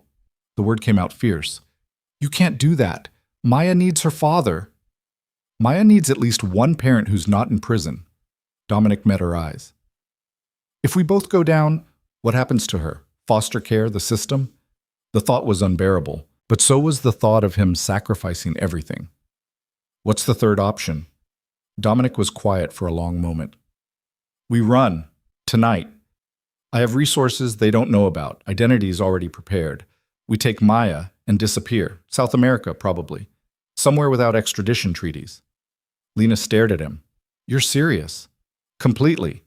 I have $50 million in untraceable accounts. Properties purchased under shell companies. Everything we'd need to start over. As fugitives. As a family. Somewhere safe." He leaned forward. "I know it's insane. I know it means giving up everything here. But at least we'd be together." The proposal should have been horrifying. Instead, Lena found herself actually considering it. What did they have in Chicago except investigations and threats? What kind of life could they build while looking over their shoulders for federal agents? "If we run, we can never come back," she said slowly. "No." Maya would grow up stateless. No real education, no normal life. "We could provide education, and normal is overrated." Dominic's voice took on an edge of desperation. "Lena, I've spent the last 8 hours gaming out every scenario. This is the only one where we all stay together and free. It's also the one where we're looking over our shoulders forever. We're already doing that here." He had a point. The last 3 months of relative peace had been an illusion. They'd still been surrounded by threats, just different ones. "I need more than a few hours to decide something this massive," Lena said. "We have 48 hours before the grand jury convenes. After that, running becomes significantly harder. 2 days to choose between prison, separation, or exile. The options were all terrible." "Let me sleep on it," she finally said. "Can you at least give me that?" Dominic nodded, defeated. "Of course. But Lena, whatever you decide, I'll support it. If you want to cooperate, testify against me, save yourself. I understand." "You'd let me testify against you?" "I'd do anything to keep you and Maya safe, even if it means losing everything else." The vulnerability in his admission broke something inside her chest. This man who'd built his identity on control and power was offering to surrender completely. For them. Lena didn't sleep that night. She lay in her expensive bed, listening to Maya's soft breathing through the baby monitor, and tried to find a path through the impossible. Every option meant loss. The question was what they could afford to lose. By dawn, she'd made her decision. She found Dominic in his office where he had apparently spent the night. Legal documents covered every surface, evidence of his own sleepless calculations. "I'm not testifying against you," she said without preamble. He looked up, surprised. "Lena, let me finish." She moved into the room, stood across the desk from him. "I'm also not running, and neither are you." "Then what?" "We fight. Together." Lena placed her hands flat on the desk. "You said you have the best lawyers in Chicago. We use them. We challenge every piece of evidence, every witness. We make them prove their case beyond reasonable doubt. That could take years, and we might still lose. Then we lose together." She met his gaze steadily. But we don't run, and we don't surrender. Maya deserves parents who fight for their family. Dominic stood slowly. This could destroy everything. Everything's already destroyed. This way we at least go down swinging. Something shifted in his expression. Hope, maybe. Or respect. You're sure about this? No, but I'm sure I'm not abandoning you to face this alone. Lena moved around the desk. You said you wanted to become someone worthy of what I deserve. Well, this is your chance. Fight this the right way. No bribes, no threats, no backroom deals. Just excellent legal defense and the truth. The truth is I'm guilty of most of what they're alleging. The truth is you've been trying to change. That has to count for something. Dominic pulled her into a sudden embrace, his arms wrapping around her with desperate intensity. Lena let herself lean into him, let herself take comfort in his solid presence. They stood like that for a long moment, holding each other against the storm. Okay, Dominic said finally. We fight, but on one condition. What? If it goes badly, if it looks like you're actually going to be charged, you take Maya and run without me. Use the resources I've set aside. Don't sacrifice yourself trying to save me. Lena pulled back to look at him. That's not a condition I can agree to. Then we're at an impasse. Fine. We'll argue about it later. Right now, call your lawyers. Tell them we're fighting this properly. The legal team descended on the estate by noon. 4 attorneys, 2 investigators, and enough briefcases to stock a law library. They took over the dining room, transforming it into a war room. The good news, the lead attorney, a fierce woman named Patricia Chen, who was apparently Margaret's sister, announced, is that most of their case relies on witness testimony from people with credibility issues. Criminals making deals to reduce their own sentences. And the bad news, Lena asked? They have financial records showing money laundering through several of Mr. Moretti's businesses. That's harder to dismiss. Patricia spread documents across the table. But if we can show these were legitimate transactions that happen to involve cash-heavy businesses, restaurants, for instance, we might create reasonable doubt. What about the wiretaps? Dominic asked. We're challenging those on Fourth Amendment grounds. If we can get them suppressed, half their case disappears. The attorneys talked for 3 hours, outlining strategy, identifying weaknesses in the prosecution's case, building their defense. Lena listened with growing understanding of just how complex this would be. Ms. Carter, Patricia turned to her, you're listed as a person of interest, but we believe we can prevent actual charges. Your relationship with Mr. Moretti is recent, you have no criminal history, and we can demonstrate you had no involvement in business operations before this year. What if they offer me a deal to testify against him? They will absolutely offer you that. And you need to be prepared to refuse convincingly. Patricia's expression was serious. If you accept immunity and then lie or omit information, you can be charged with perjury. If you tell the truth about what you know, which isn't much, you undermine their case against Mr. Moretti. So your best option is to invoke your Fifth Amendment right against self-incrimination and refuse to answer questions. Won't that make me look guilty? It makes you look smart, and it prevents you from accidentally saying something that could be used against either of you. The legal strategy was sound, but Lena couldn't shake the feeling they were building a defense on technicalities rather than innocence. Patricia, she said carefully, what are our actual chances? The attorney was quiet for a moment. If I'm being honest, 50-50. Federal prosecutors have a 95% conviction rate for a reason. They don't bring cases they can't win. But this case has vulnerabilities. And Mr. Moretti has resources to fund a real defense. So we have a fighting chance. 50-50. A coin flip that would determine whether Maya grew up with her father or visiting him in prison. The legal proceedings began with brutal swiftness. Grand jury indictments came down the following week. Dominic was charged with racketeering, money laundering, and conspiracy. Bail was set at $5 million, which he posted immediately. Lena wasn't charged, but the subpoena for her testimony arrived the same day. Remember, Patricia coached her before the grand jury appearance. You can refuse to answer any question by invoking the Fifth Amendment. They'll pressure you, suggest that only guilty people take the Fifth, but don't be intimidated. It's your constitutional right. Sitting in the federal building's waiting room, Lena felt like she was living someone else's nightmare. The other witnesses waiting to testify looked hardened, experienced with the criminal justice system. She was a kindergarten teacher who'd made catastrophically bad choices. The grand jury room was intimidating, serious-faced citizens, a stern prosecutor, everything designed to make witnesses feel small and exposed. "Ms. Carter, you're aware you're under oath?" the prosecutor began. "Yes." "How long have you been in a relationship with Dominic Moretti?" "I invoke my Fifth Amendment right against self-incrimination and respectfully decline to answer."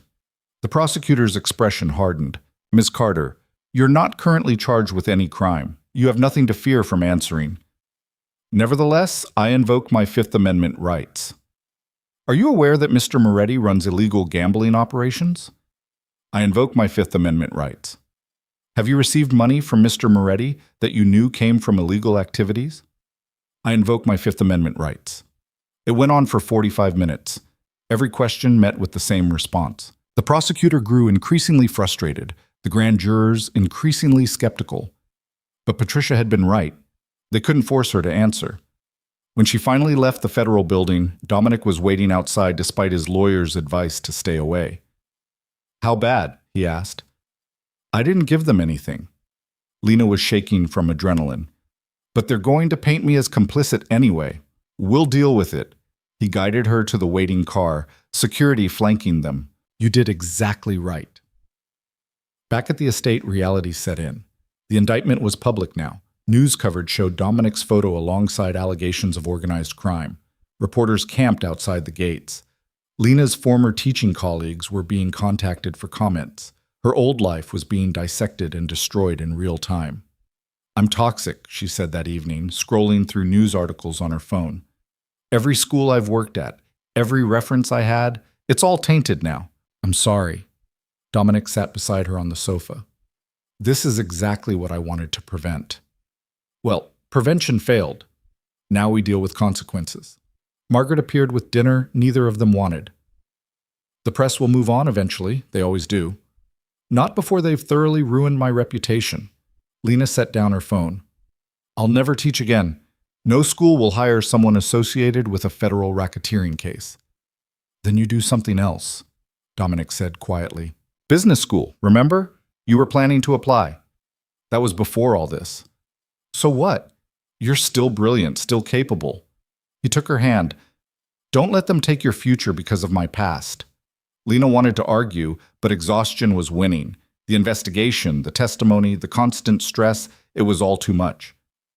"I need to check on Maya," she said, escaping to the nursery. Their daughter was sleeping peacefully, completely unaware that her entire world was imploding around her. Lena sat in the rocking chair watching Maya's chest rise and fall and tried to find strength she wasn't sure she possessed.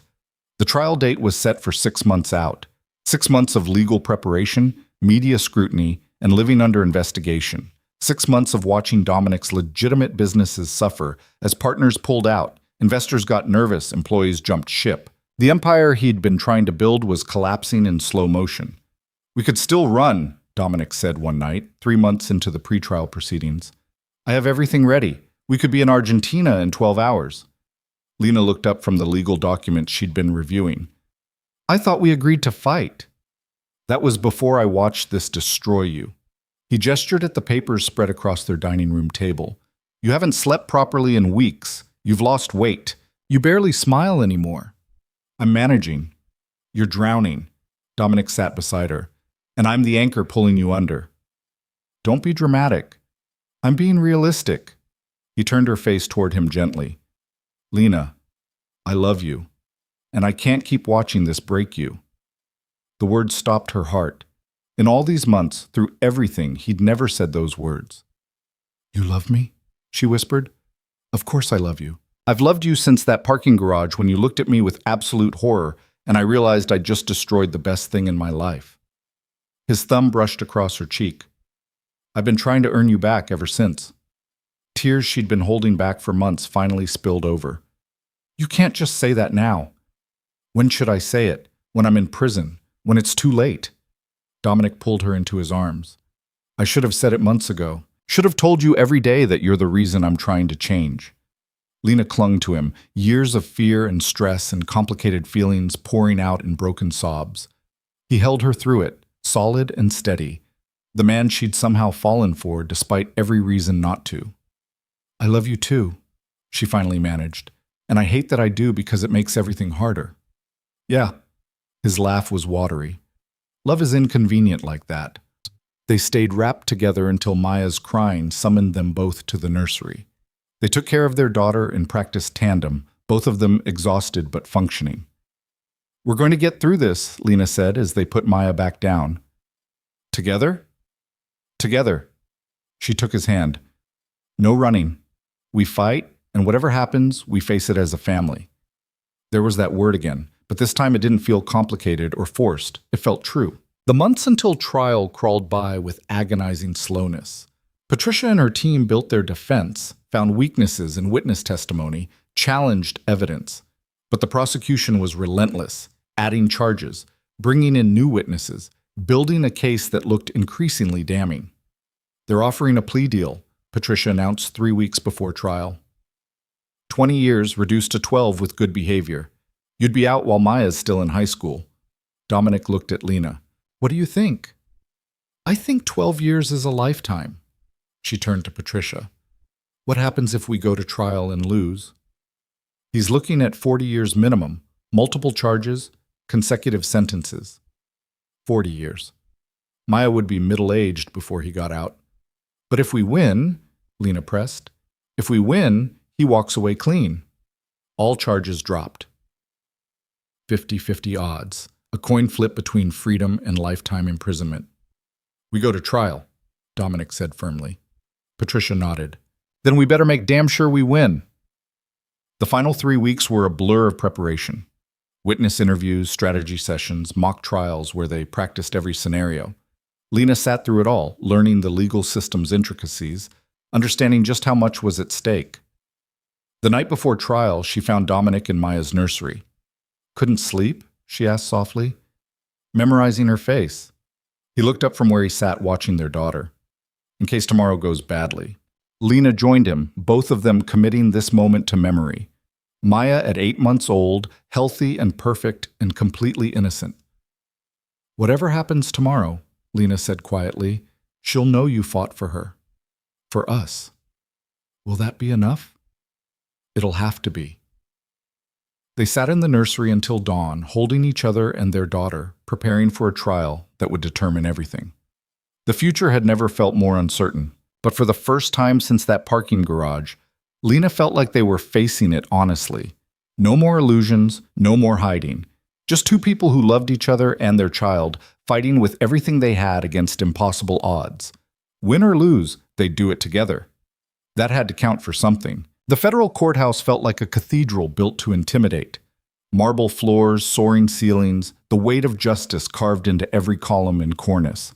Lena sat behind the defense table, Maya sleeping in a carrier at her feet, and tried to control her breathing as the jury filed in.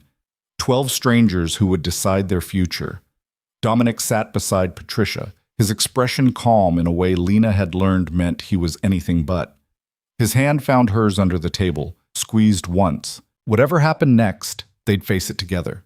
The prosecution's opening statement was devastating.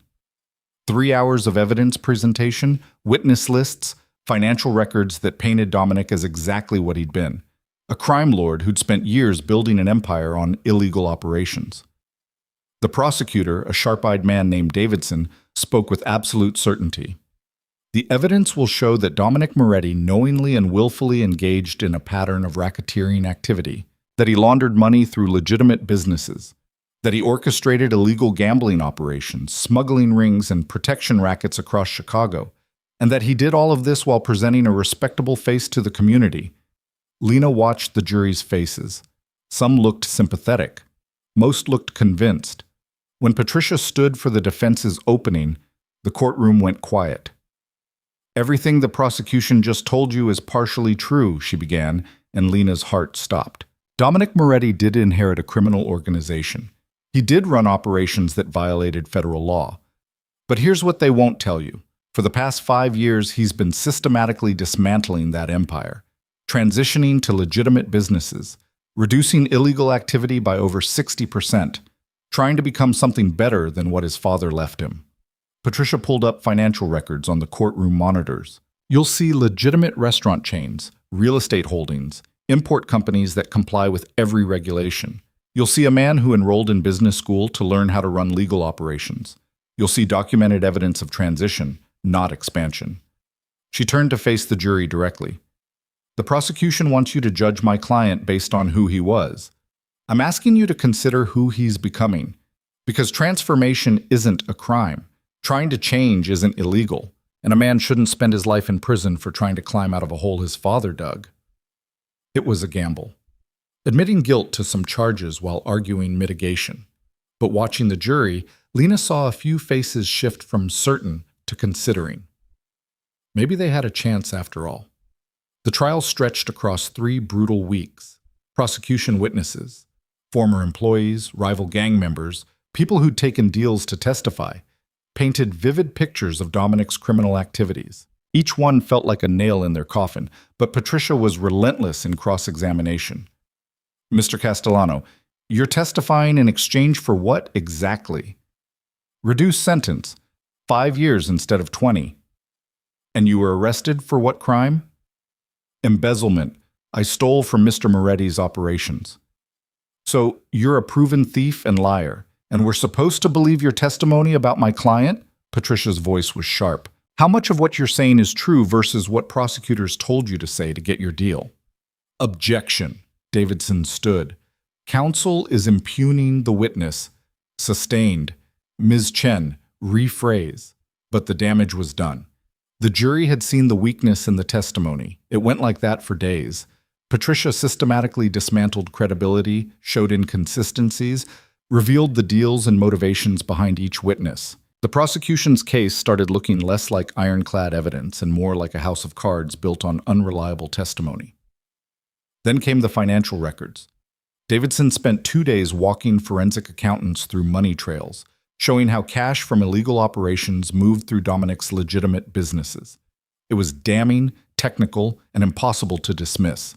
This exhibit shows $3 million flowing from unlicensed gambling operations into Moretti Restaurant Group accounts, Davidson explained, laundered through what appeared to be legitimate sales. The numbers didn't lie. The pattern was clear. Patricia's counter was brilliant.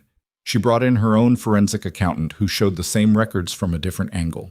Yes, cash came into these accounts. But look at what happened next. It was reported to the IRS, taxes were paid, everything was documented. If Mr. Moretti was trying to hide illegal proceeds, why would he pay taxes on them? Because paying taxes creates the appearance of legitimacy, Davidson started. Or because he was actually trying to transition illegal operations into legal ones, converting cash businesses into legitimate revenue streams. Patricia pulled up more records. You can see the pattern over 5 years. Illegal revenue decreasing annually, legitimate revenue increasing. This isn't money laundering, it's business transformation. The jury looked confused now, which was better than convinced of guilt. Halfway through week 2, the prosecution called their star witness, Vincent Calabrese. Lena's blood ran cold as Vincent took the stand. The man who'd threatened her and Maya, now testifying against Dominic in exchange for immunity. Mr. Calabrese, how long have you known the defendant? About 15 years. We came up in the same world. And can you describe Mr. Moretti's role in Chicago's organized crime? He runs the North Side, controls gambling, smuggling, protection. His father built it, Dominic expanded it. Davidson walked Vincent through years of criminal activity, each answer more damaging than the last.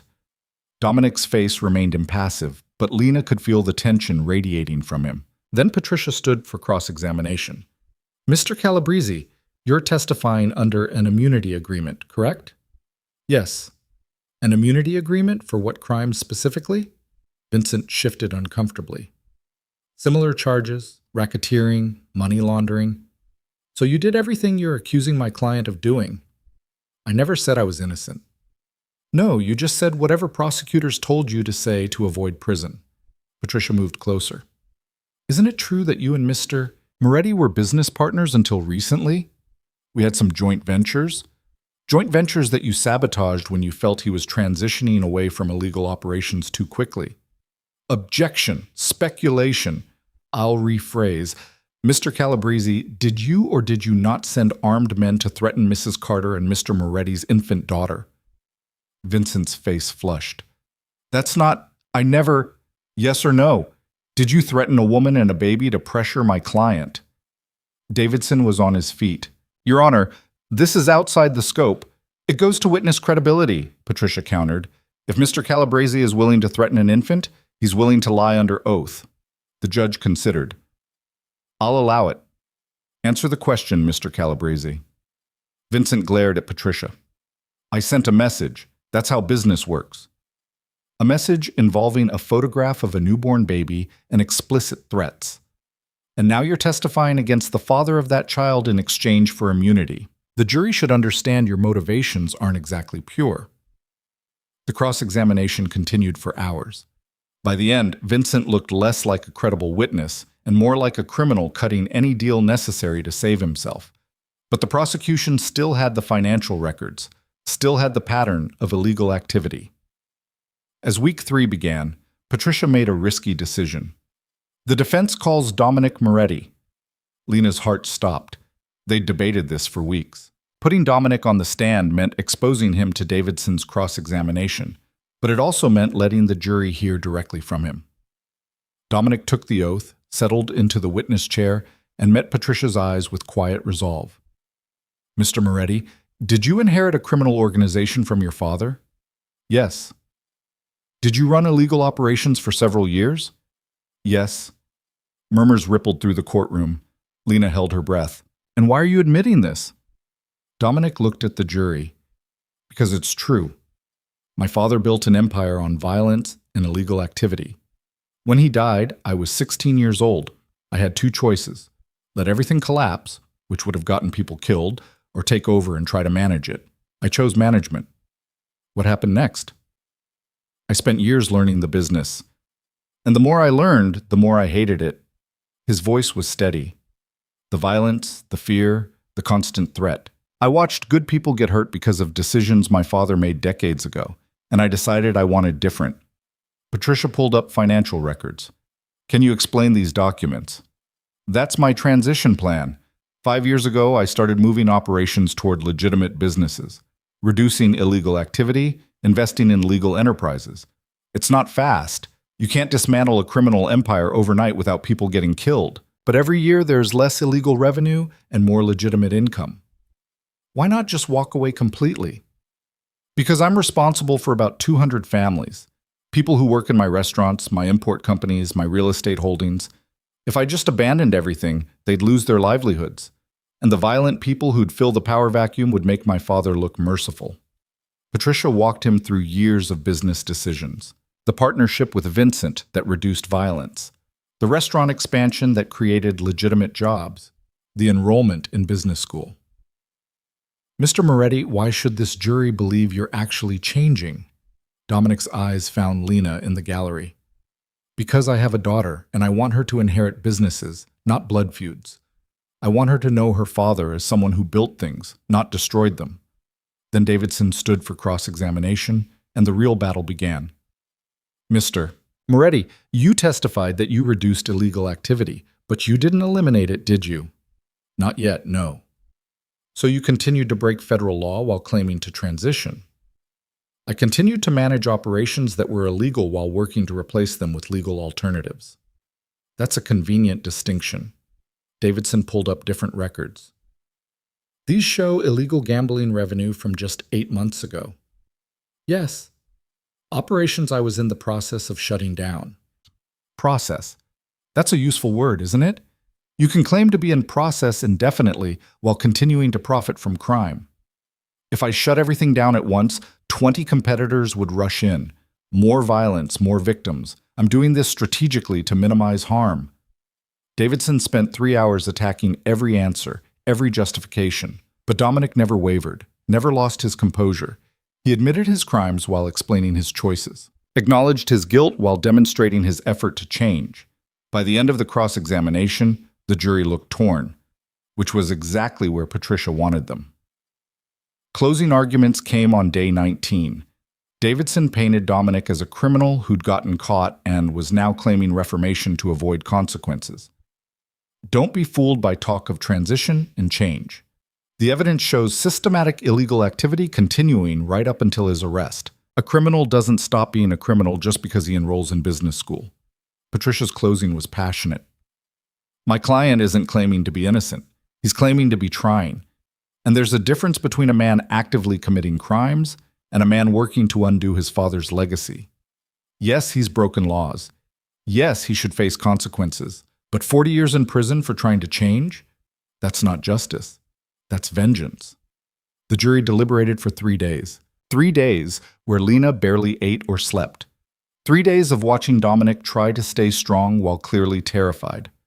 3 days of holding Maya and wondering if this was their last time together as a family. On the afternoon of day 3, the bailiff announced the jury had reached a verdict. The courtroom packed within minutes. Lena sat behind Dominic, close enough to touch his shoulder. Patricia arranged her papers with hands that trembled slightly. Has the jury reached a verdict? The forewoman stood. We have, Your Honor.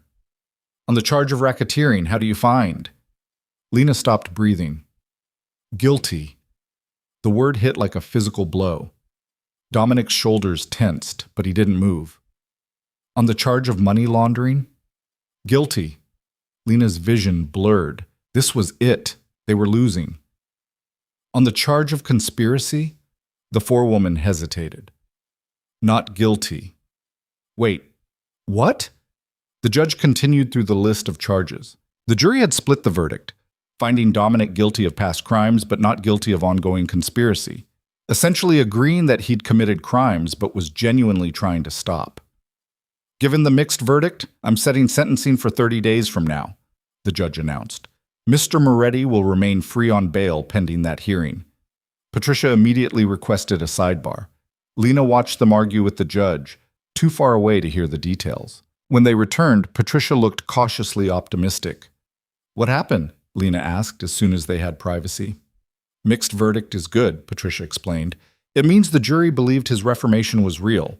That gives us leverage for sentencing. Instead of 40 years, we're looking at maybe 10 to 15. That's still a decade, Lena said. It's a lifetime less than it could have been. Patricia squeezed her shoulder. And we're not done fighting. Sentencing hearings allow character witnesses, mitigation arguments. We can still reduce this. The 30 days until sentencing were surreal. Dominic was guilty but free, facing prison, but not yet. They existed in a strange limbo, trying to prepare for separation while clinging to every moment together. Lena spent hours preparing her victim impact statement, except she wasn't a victim. She was a partner, a co-parent, someone whose life was entangled with his. I don't know what to say, she confessed one evening. How do I explain us to a judge? Tell the truth, Dominic said, whatever that is.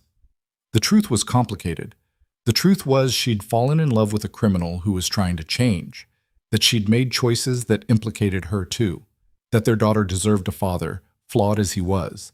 The sentencing hearing was smaller than the trial, but no less intense. The prosecution recommended 15 years.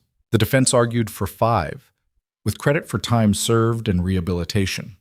The judge listened impassively to both sides. Then it was time for character witnesses. Margaret testified about Dominic's transformation, the legitimate businesses he'd built. Former employees spoke about the jobs he'd created, the families he'd supported. Even Vincent's former partner, who had no immunity deal, testified that Dominic had prevented violence more often than he'd caused it. Finally, the judge called Lena. She stood on shaking legs, approached the witness stand, and swore to tell the truth.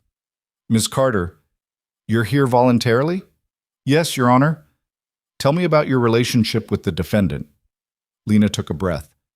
I met Dominic 18 months ago. I thought he was a businessman. I fell in love with who I thought he was. Then I discovered the truth. How did that discovery occur? I witnessed him order someone's execution. I was pregnant, and I ran. I spent 7 months hiding before he found me. The judge's expression sharpened. He found you? He'd been protecting me the entire time. I thought I was free, but he'd stationed security around me, paid my bills anonymously, made sure I was safe. Lena met the judge's eyes. I could have hated him for that. Part of me did. But when my daughter was born prematurely and I was vulnerable, he gave me a choice. Come back to Chicago where he could protect us properly, or refuse and try to survive alone. You chose to return. I chose survival, but I stayed for different reasons. Lena's voice steadied. I stayed because I watched him try to change. I reviewed his financial records, saw the transition from illegal to legitimate operations. I watched him enroll in business school, partner with former rivals to reduce violence, rebuild his empire into something that could exist in daylight. You're asking for leniency. I'm asking for recognition that change is possible, that a man who inherits darkness at 16 shouldn't be condemned forever for trying to find light. Lena's throat tightened. Our daughter is 8 months old. She deserves to know her father, and he deserves the chance to become the man he's trying to be. The judge was quiet for a moment. Thank you, Ms. Carter. You may step down. Dominic spoke last, his statement brief and direct. Your Honor, I'm guilty of everything the jury convicted me of. I don't deny my crimes or try to minimize them, but I'm trying to change. And I'm asking for the opportunity to continue that transformation outside of prison, where I can support my daughter and complete the legitimate transition I started. The judge took a recess to consider, 2 hours that felt like years. When they reconvened, Lena held her breath. Mr. Moretti, you've been convicted of serious federal crimes. Crimes that typically carry substantial prison sentences. The prosecution is recommending 15 years. The defense is requesting 5. Dominic stood motionless. However, I've reviewed the evidence of your rehabilitation efforts. The financial records showing systematic transition toward legitimate business. The testimony of employees whose lives improved under your management. And most importantly, the jury's mixed verdict suggesting they believed your reformation was genuine. The judge paused. I'm sentencing you to 8 years in federal prison, with credit for time served and possibility of parole after 5 years if you maintain good behavior and continue demonstrating rehabilitation. 8 years. Not the 40 they'd feared, not the 5 they'd hoped for. Somewhere in between. Additionally, the judge continued, I'm recommending you be placed in a minimum security facility that allows family visitation. Your daughter should know her father, even under these circumstances. Dominic's shoulders sagged with relief. Thank you, Your Honor. Don't thank me. Earn this leniency by continuing the transformation you started. Prove that the court's faith in your rehabilitation wasn't misplaced. As the bailiff led Dominic away to begin processing, he looked back at Lena one last time. She tried to smile, tried to show strength. They'd survived. Not unscathed, but intact. 8 years wasn't forever. The first year was the hardest. Learning to parent alone, to manage the estate's operations, to navigate a world without Dominic's daily presence. But he'd been right about the minimum security facility. Visitation was every weekend, video calls twice a week. Maya got to know her father through glass and screens, laughing at his silly faces, reaching for him through barriers. Lena enrolled in the business school program Dominic had started, used his business contacts to continue the legitimate transition, closing the last illegal operations and replacing them with legal ventures. She was good at it, discovering a talent for strategy she'd never known she possessed. Patricia became an unlikely friend, guiding Lena through the legal complexities of running Dominic's empire. Margaret remained the estate's steady presence, helping with Maya and providing the grandmother figure neither of them had. The media attention faded. New scandals emerged to capture public interest. Gradually, Lena stopped being the crime boss's girlfriend and became just another single mother navigating life's complexities. Except she wasn't single.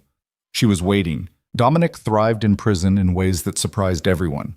He finished his MBA through correspondence courses, started teaching business classes to other inmates, became a model prisoner. His parole hearing started after year 5. The first one was denied. Too soon, the board said, but they acknowledged his rehabilitation efforts.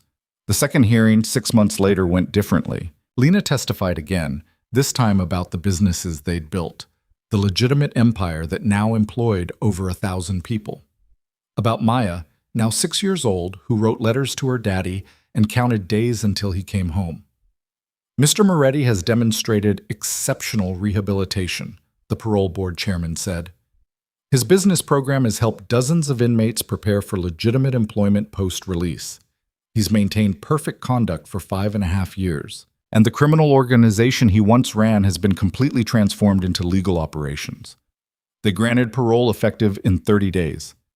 Lena cried in the parking lot afterward, Maya confused by her mother's tears. "Happy crying, baby," Lena explained. "Daddy's coming home." The day of Dominic's release, Lena stood outside the prison gates with Maya holding her hand. 6 years old now, dark curls like her father, her mother's stubborn determination. "Will I recognize him?" Maya asked nervously. "You've been visiting him every month. Of course you'll recognize him." "But he's never hugged me without glass between us." Lena's heart broke a little. "That changes today." The gates opened. Dominic walked out carrying a small bag of possessions, wearing civilian clothes for the first time in over 5 years. He looked older, leaner, but his eyes found them immediately. Maya ran. She'd been coached not to, reminded to walk calmly, but she ran anyway. Dominic dropped his bag and caught her, lifting her into his arms for the first time without barriers. "Hi, butterfly," he whispered into her hair. "Hi, Daddy. You're really real." "I'm really real." Lena approached more slowly, drinking in the sight of them together. Her family, finally whole. Dominic met her eyes over Maya's head. "Hi. Hi yourself." She touched his face, feeling actual skin instead of glass. "Welcome home." The drive back to Lake Forest was surreal. Maya chattered non-stop, showing Dominic drawings she'd made, telling him about school and friends and everything he'd missed. He listened with rapt attention, his hand never leaving Lena's. The estate looked the same, but felt different with him there. Margaret had prepared his favorite meal. The staff, people who'd waited years for his return, welcomed him warmly. After dinner, after Maya was finally asleep, Lena and Dominic stood in the living room that had witnessed so many difficult conversations. "So," he said, "what now?" "Now we figure out the rest of our lives." Lena moved into his arms, finally able to hold him without time limits or supervision. "You've got parole conditions to follow, businesses to help run, a daughter to raise properly." "Sounds complicated." "It will be." She looked up at him. "But we've survived worse." "We have." Dominic kissed her forehead. "Thank you." "For what?" "For waiting, for building this, for giving me something worth coming home to." "You built it too, from inside prison, through phone calls and letters and sheer determination." Lena pulled back slightly. "We're partners now. Actually, officially partners. I had Patricia draw up papers making me co-owner of the businesses. Equal say, equal responsibility." Dominic's smile was genuine. "When did you do that?" 3 years ago. Figured if I was running your empire, I should have official authority." "Our empire," he corrected, "and I wouldn't want it any other way." They stood in comfortable silence, years of struggle and separation finally behind them. "I have something for you," Dominic said, pulling a small box from his pocket. Lena's breath caught. "Dominic, let me do this properly." He opened the box, revealing a simple diamond ring. "I bought this 6 years ago with money I earned teaching classes in prison. It's not fancy, but it's completely legitimate. No blood money, no illegal proceeds, just honest work. It's perfect. Lena Carter, you've waited for me when you had every reason to leave. You've built a life for our daughter, transformed my businesses, and somehow still found it in yourself to love me. Will you marry me?" She'd known this was coming, had anticipated it for years, but hearing the actual question still made her heart race. "Yes," she said, "but on one condition." "Name it." "We do this right. Legal wedding, legitimate life, no more secrets or shadows. We build something Maya can be proud of." "Deal." Dominic slipped the ring onto her finger. "Though technically that's 3 conditions." "I'm negotiating up." Lena laughed, then kissed him. "Get used to it." They married 6 months later in the estate's garden. Maya as flower girl, Margaret crying happy tears. It was small, intimate, exactly what they needed. No press, no spectacle, just family and the few friends who'd stood by them through everything. Patricia officiated, her legal expertise extending to minister credentials. "Do you, Dominic Moretti, take Lena Carter to be your lawfully wedded wife?" "I do." "Do you, Lena Carter, take Dominic Moretti to be your lawfully wedded husband?" Lena looked at the man she'd run from, returned to, fought beside. The father of her child, the partner in her businesses, the person who'd transformed himself from what he'd inherited into what he'd chosen to become. I do. Then by the power vested in me by the state of Illinois, and several federal agencies who need this to be extremely legal, I pronounce you husband and wife.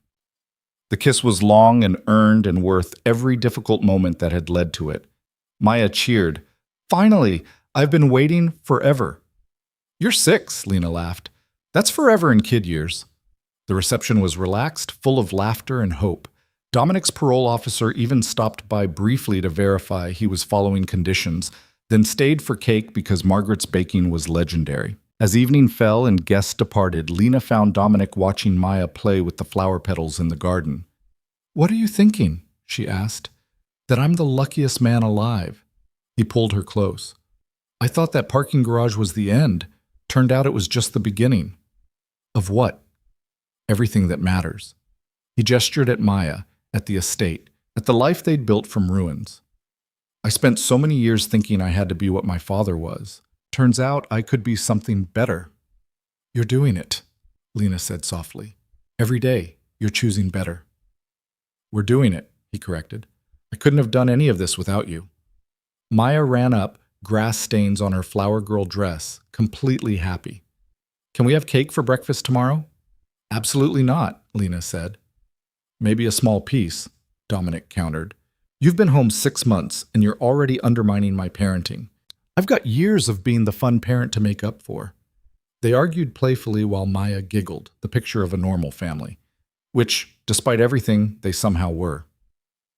That night, after Maya was asleep and the house was quiet, Lena stood in the nursery that had witnessed so many difficult moments, the room where she'd made impossible decisions, where Dominic had held their daughter for the first time, where they'd both confronted what it meant to be parents in an imperfect world. Dominic found her there, wrapped his arms around her from behind. Second thoughts? He asked.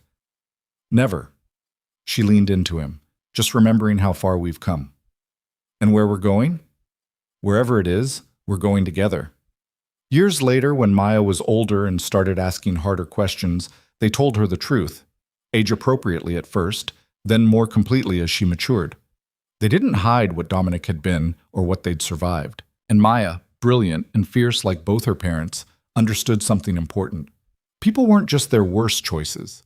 They were also their best efforts, the sum of who they'd been and who they chose to become.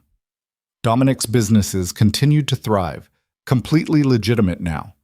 The last questionable operation had closed during his 4th year in prison, replaced by consulting firms and restaurant chains and real estate holdings that operated in full daylight. Lena completed her MBA, then a doctorate in business ethics. She taught at Northwestern, wrote papers on corporate transformation, became an expert in helping companies transition from questionable practices to legitimate operations. Together, they built something neither could have created alone. On Maya's 18th birthday, they sat her down in that same living room where so many critical conversations had happened. We have something for you, Dominic said, handing her a leather portfolio. Inside were documents establishing a foundation in her name, funded by the estate, dedicated to helping children of incarcerated parents maintain family connections and build stable futures. This is everything we learned, Lena explained, about second chances, about transformation, about how family can survive impossible circumstances. We want to help other families find their way through. Maya looked at the documents, then at her parents. This is perfect, but I have a condition. Of course you do, Dominic smiled. You're your mother's daughter. I want to run it, after college. Make this my career. Lena and Dominic exchanged glances. They'd hoped she'd choose business, maybe law, something prestigious and stable. But helping others who'd survived what they had? That was better. Yes, Lena said. Absolutely yes. Maya grinned. Good, because I already wrote my college admissions essay about it. That was their daughter. Always 3 steps ahead, planning futures while others worried about presents. She inherited the best of both of them. Years continued to pass. Dominic and Lena grew older together, navigating life's normal complications, teenagers, college applications, business challenges that were blessedly legal and boring. They argued about finances and parenting strategies and whether to expand the foundation's reach. Normal couple things. On their 15th wedding anniversary, they returned to the estate's orchard where they'd first started negotiating their partnership. "Remember when you demanded separate finances and a public identity?" Dominic asked. "Remember when you thought you could control everything through surveillance and protection?" Lena countered. "We were both idiots. Terrified idiots," she corrected. "But we figured it out." They had, through trial and compromise and the slow building of trust that came from choosing each other every single day. "Do you ever regret it?" Dominic asked quietly. "The running, the hiding, all those months alone?" Lena considered the question seriously. "Sometimes I regret the fear, the panic. But the running itself? That gave me time to figure out who I was outside of us. Made me stronger. Strong enough to stay when you could have left. Strong enough to demand better, to negotiate partnership instead of accepting protection." She took his hand. "We built something real, Dominic. Not perfect, but real. That matters more than the easy path would have."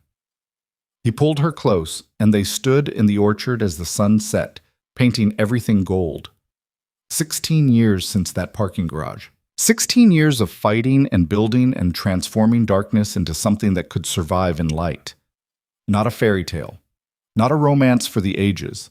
Just two imperfect people who'd made terrible choices and fought like hell to create something worth keeping. Their daughter was launching a foundation to help others survive what they had. Their businesses employed thousands in legitimate operations.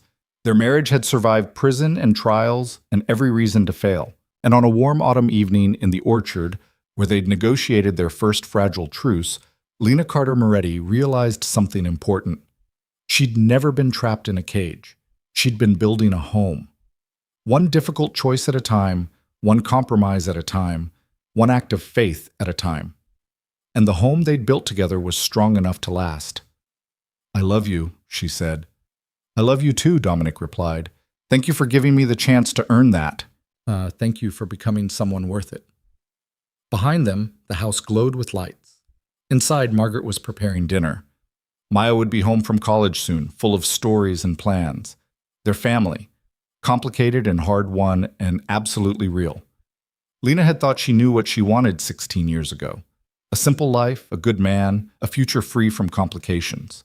Instead, she'd gotten a criminal trying to become better, impossible choices, and a future built from the ruins of everything she'd thought she understood. And somehow, that had been exactly what she needed. Not the easy path, the real one, the one that led home.